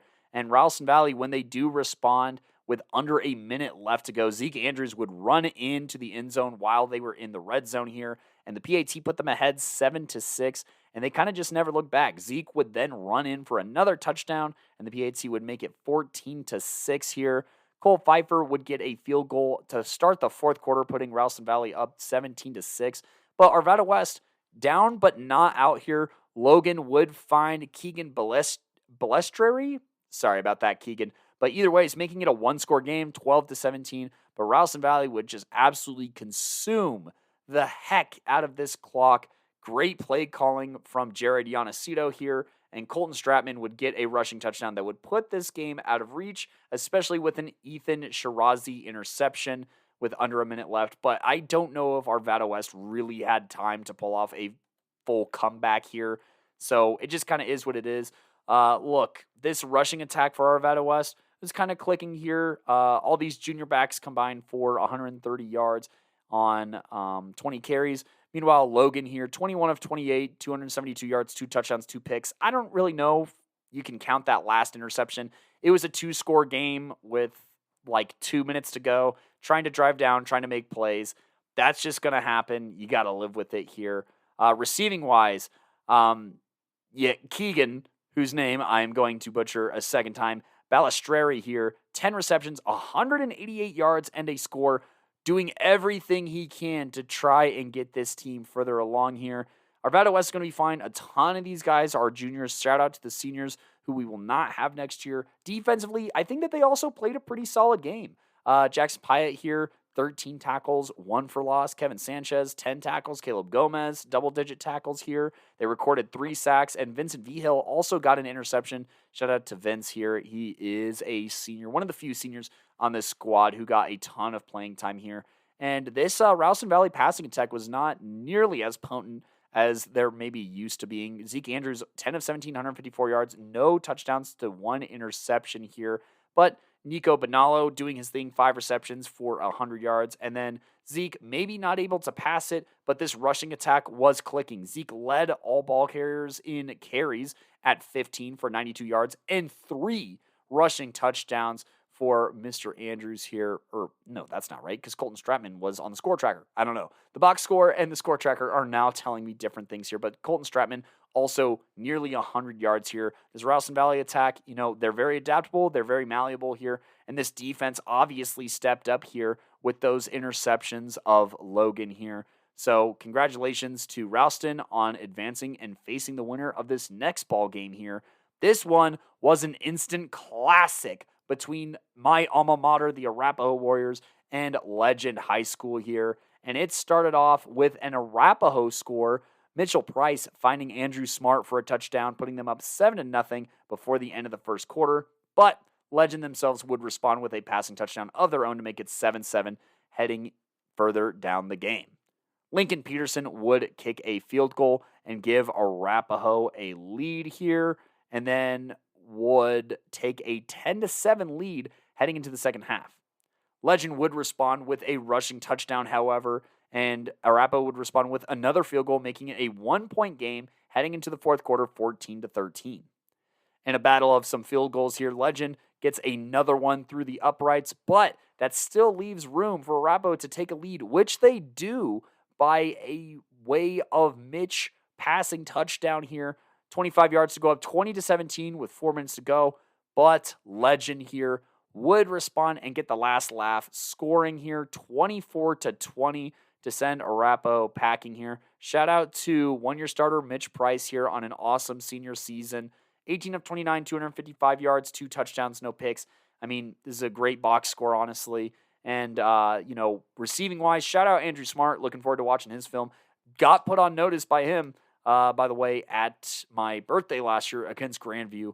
Never will forget that performance from Andrew Smart. Just a big body receiver, 6 receptions, 123 yards and touchdown. And then Tyson Watson with a really solid game too, 7 receptions, 90 yards and a score. Defensively, Legend is a team that runs the ball very, very well. I think that they were still getting solid contributions from the likes of Brody Sheik and Gilchrist, who both had double-digit tackles. A.J. Adams for this Rabo defense, 15 tackles, leading the team as well. They had a couple of sacks courtesy of Sheik and Snow.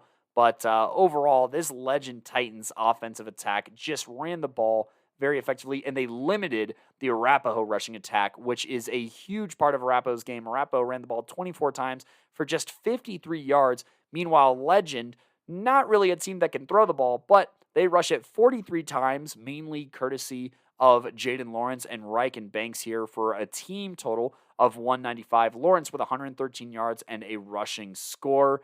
That is going to be enough for this team to advance. And just a committee defense attack here. Niedringhaus with 11 total tackles was one of the leading was the leading tackler, but a lot of guys at 9 tackles just waiting to turn up here. And Tatum O'Donnell being the one applying the pressure, 2 sacks on the day.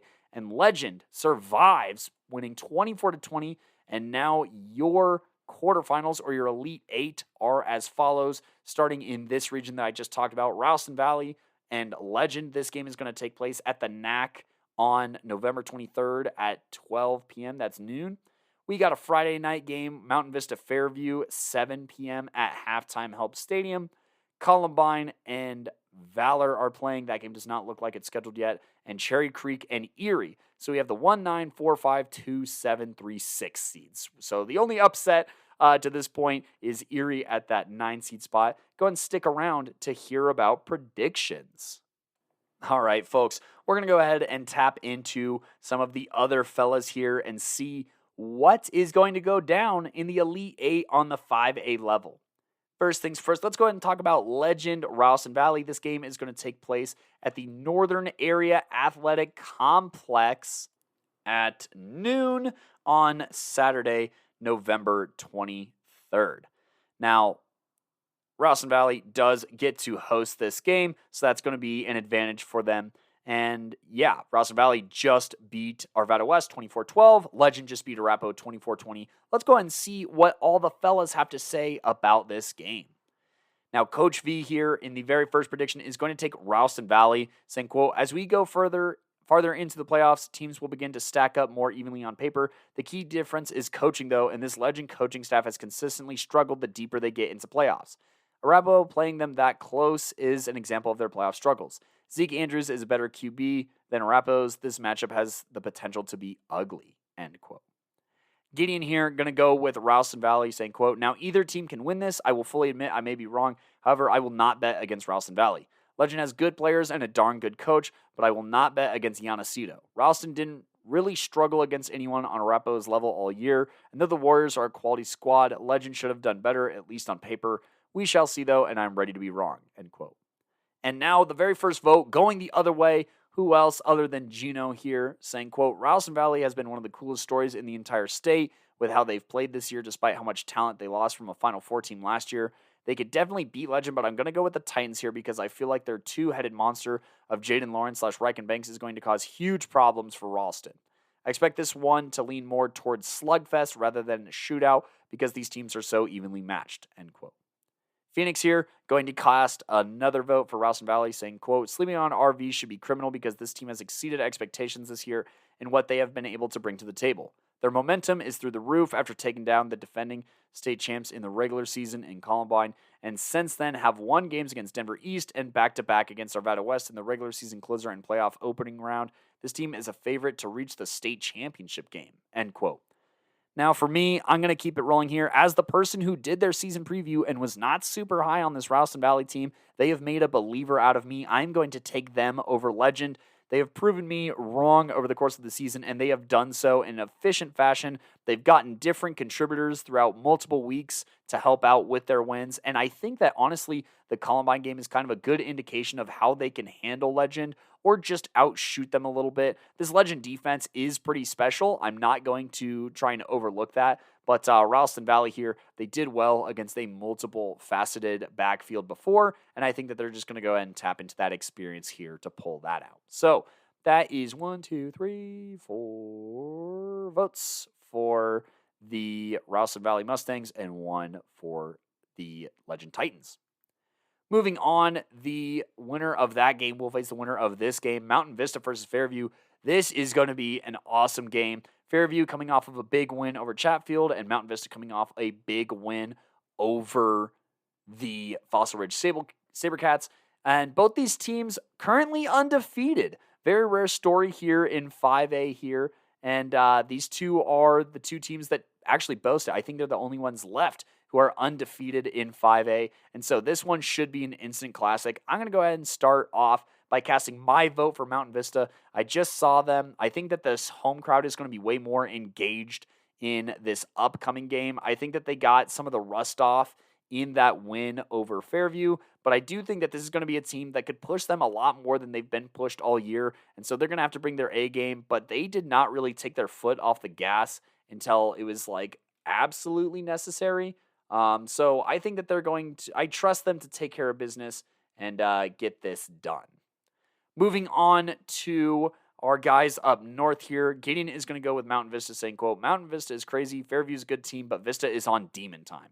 I will fully admit, I thought Fossil would do better last week. They didn't. Vista is going to win, and though it will be one of the hardest games they've had all year, I don't see many worlds where the Golden Eagles lose here, end quote.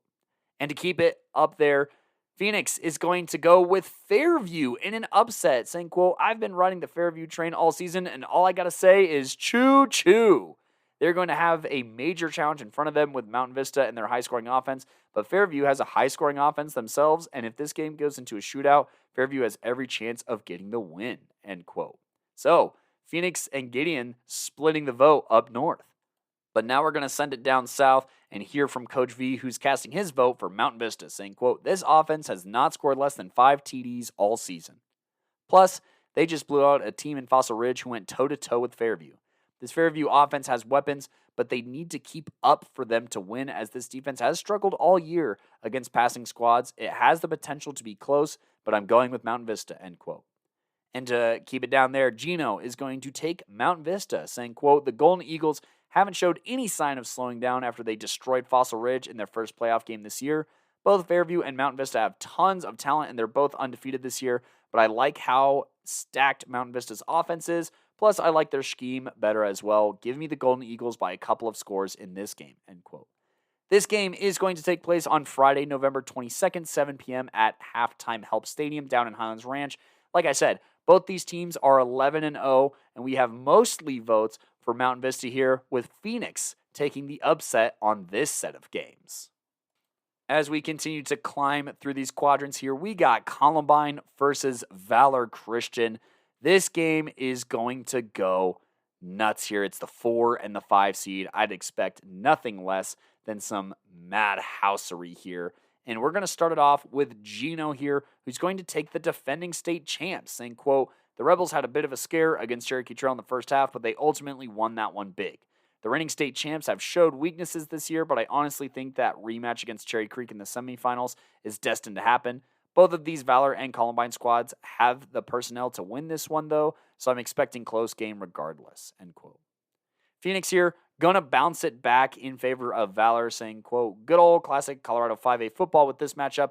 It's going to be a battle between these teams, but I have Valor coming out on top in this one. If they just manage to stop the run on Columbine, they will be stopped, end quote. Yep, that's kind of the MO, right? Coach V is going to echo Phoenix's sentiment here, taking Valor, saying, quote, this Valor team has a lot of size up front that could challenge this Columbine team. This really should be a close game, but I like the different ways Valor can score here over Columbine's wing T. Now, myself, I've been split pretty back and forth on this game here, and I'm going to defer to Gideon first, who also has some words here of kindness and empathy, saying, quote, "First, I want to pass best wishes to Coach Lowry. I'm praying for you and your family. Next," so that, end quote, that's what Gideon had to say. For those who don't know, there was a passing in the Lowry household, so we send our condolences here from the Playmakers Corner podcast. But off of kind of a tougher note on the realm of loss, we're gonna transition back to football, and Gideon says, quote, "Next, this game against Cherokee Trail worried me. The Cougars have good talent, but this game should not have been tied at halftime. With what Columbine has in their system, it should have been over by then. This worries me a lot, the same way the Legend game did, and I'm not sure how I feel about the Rebels this week. Valor also had one of the best O-lines in the state, so you can never count them out," end quote.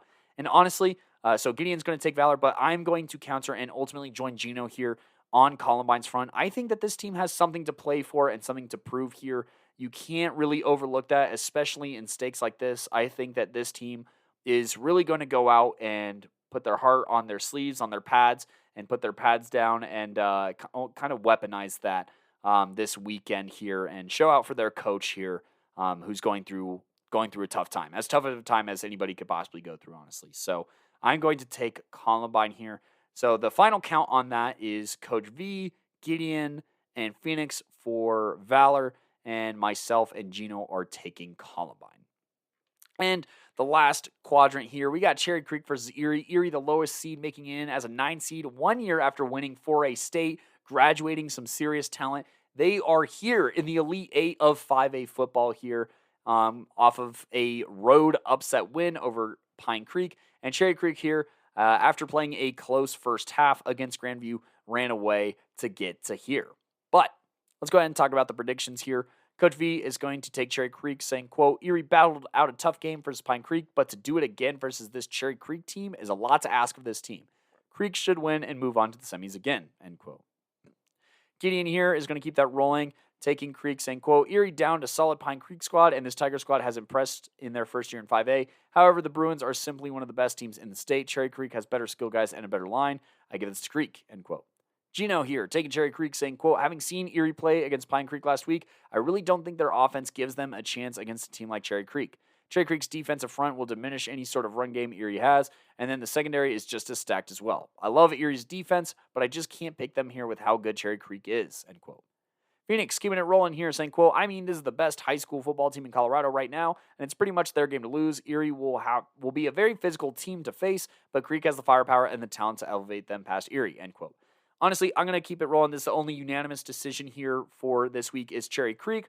Obviously, Erie is a team that has made it to the Elite 8 for a reason and would love to prove us wrong here, but I think that this is where this depth kind of just becomes a bit more pressing in that jump from 4 to 5A. And this Cherry Creek team, very, very experienced here on this stage as well. I think it would be a failure of a season for them to not make it past this round.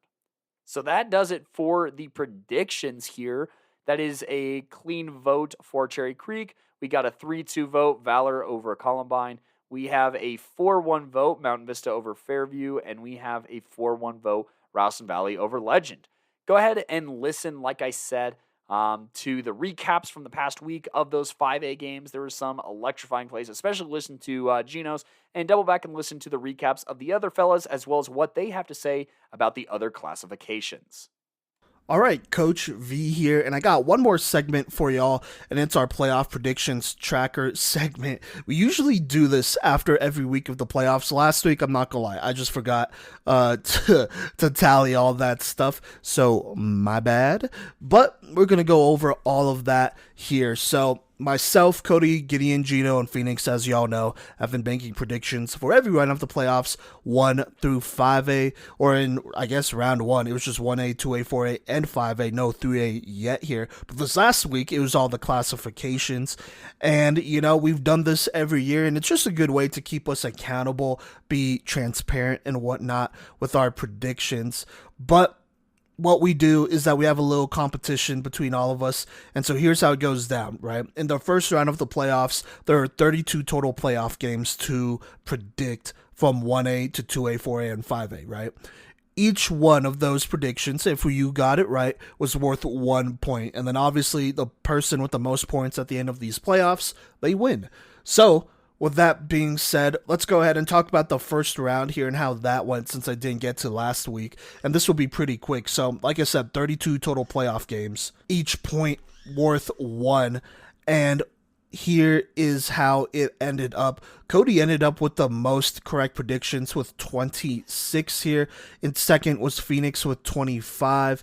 Tied for third was me and Gideon with 23. And then Gino trailing just by a little bit at 22. For Cody, he had a perfect prediction rating in 4A, which really helped him out there. Only 1 wrong in 5A, and then 3 wrong in 2A, and 2 wrong in 1A. For Phoenix, who was in second, he only had 1 wrong in 2A and 4A, 3 wrong in 5A, and then 2 wrong in 1A. And then for me and Gideon here, I had 1 perfect prediction, or 1 classification where I had perfect predictions, and that was in 2A there, and then I got 5 right in 1A, 4A, and 5A. For Gideon, he got 3 classifications where he had 6 predictions right in 1A, 2A, and 4A, and then only 5 in 5A.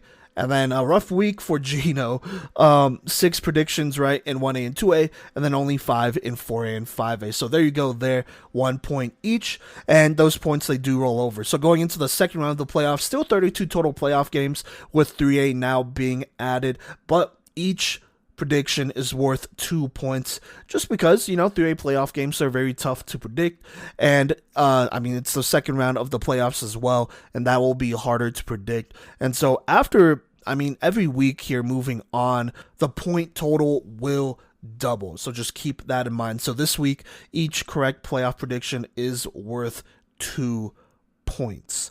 So let's go ahead and get into it here. Let's just go by total points to start. So right now, Phoenix actually took the lead here.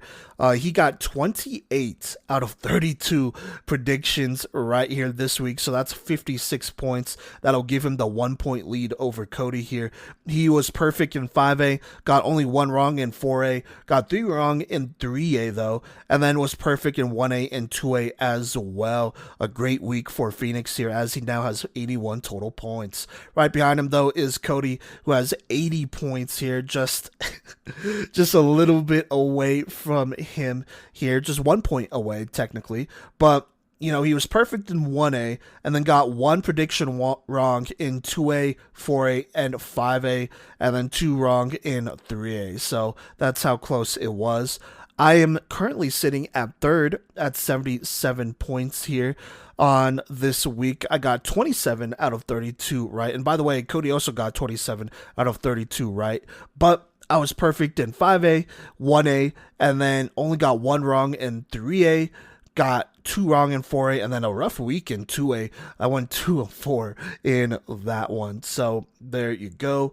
Gideon is currently sitting at third with 69 points, nice, with 23 correct predictions on the week, so that's 46 points. Perfect in 5A, got 5 right in 3A and 4A, and then missed 1 in 2A, and then missed 2 in 1A there. And then right behind him is Gino, who also got 23 predictions right. He got 6 right in 5A. In 4A, he got 7 out of 8 right. In 3A, went 4 of 8. 2A, 3 of 4, and then 1A, 3 of 4 there. So there you go there. Going into the third round of the playoffs here, things will continue to get interesting, as each correct prediction is going to be worth 4 points. So there you go there. But the leaderboard, as of right now with our predictions, is Phoenix in first with 81. Second is Cody with 80. Third is me with 77. Fourth is Gideon with 69. And then right behind him is Gino with 68 points. Hey, y'all. It is Cody Stauffer back again following Simon's recounting of my tougher weekend here. But anyways, I'm going to talk about the past weekend, not in the predictions way, but in the Playmakers of the Week way, where we got Playmakers of the Week brought to you by Code Red Coaching. Once again, visit coderedcoaching.com, where the grind to greatness starts with the mind. That way you can become as mentally sharp as these athletes here go ahead and reach out to my guy, Cody Rosenthal, at rosecj.65999@gmail.com. Go and get set up with your appointment today. So that way you can rise as high as these fellas here from every classification. Let's go ahead and talk about it. So, in my classification, 5A, I had 3 nominees here. I had Jack Blaze out of Mountain Vista High School, 1 of 1 passing for 10 yards and a touchdown here. But in addition to that, 16 carries, 109 yards, 2 rushing touchdowns, and 2 receptions for 15 yards in a 49-14 home win over Fossil Ridge in the second round of the playoffs.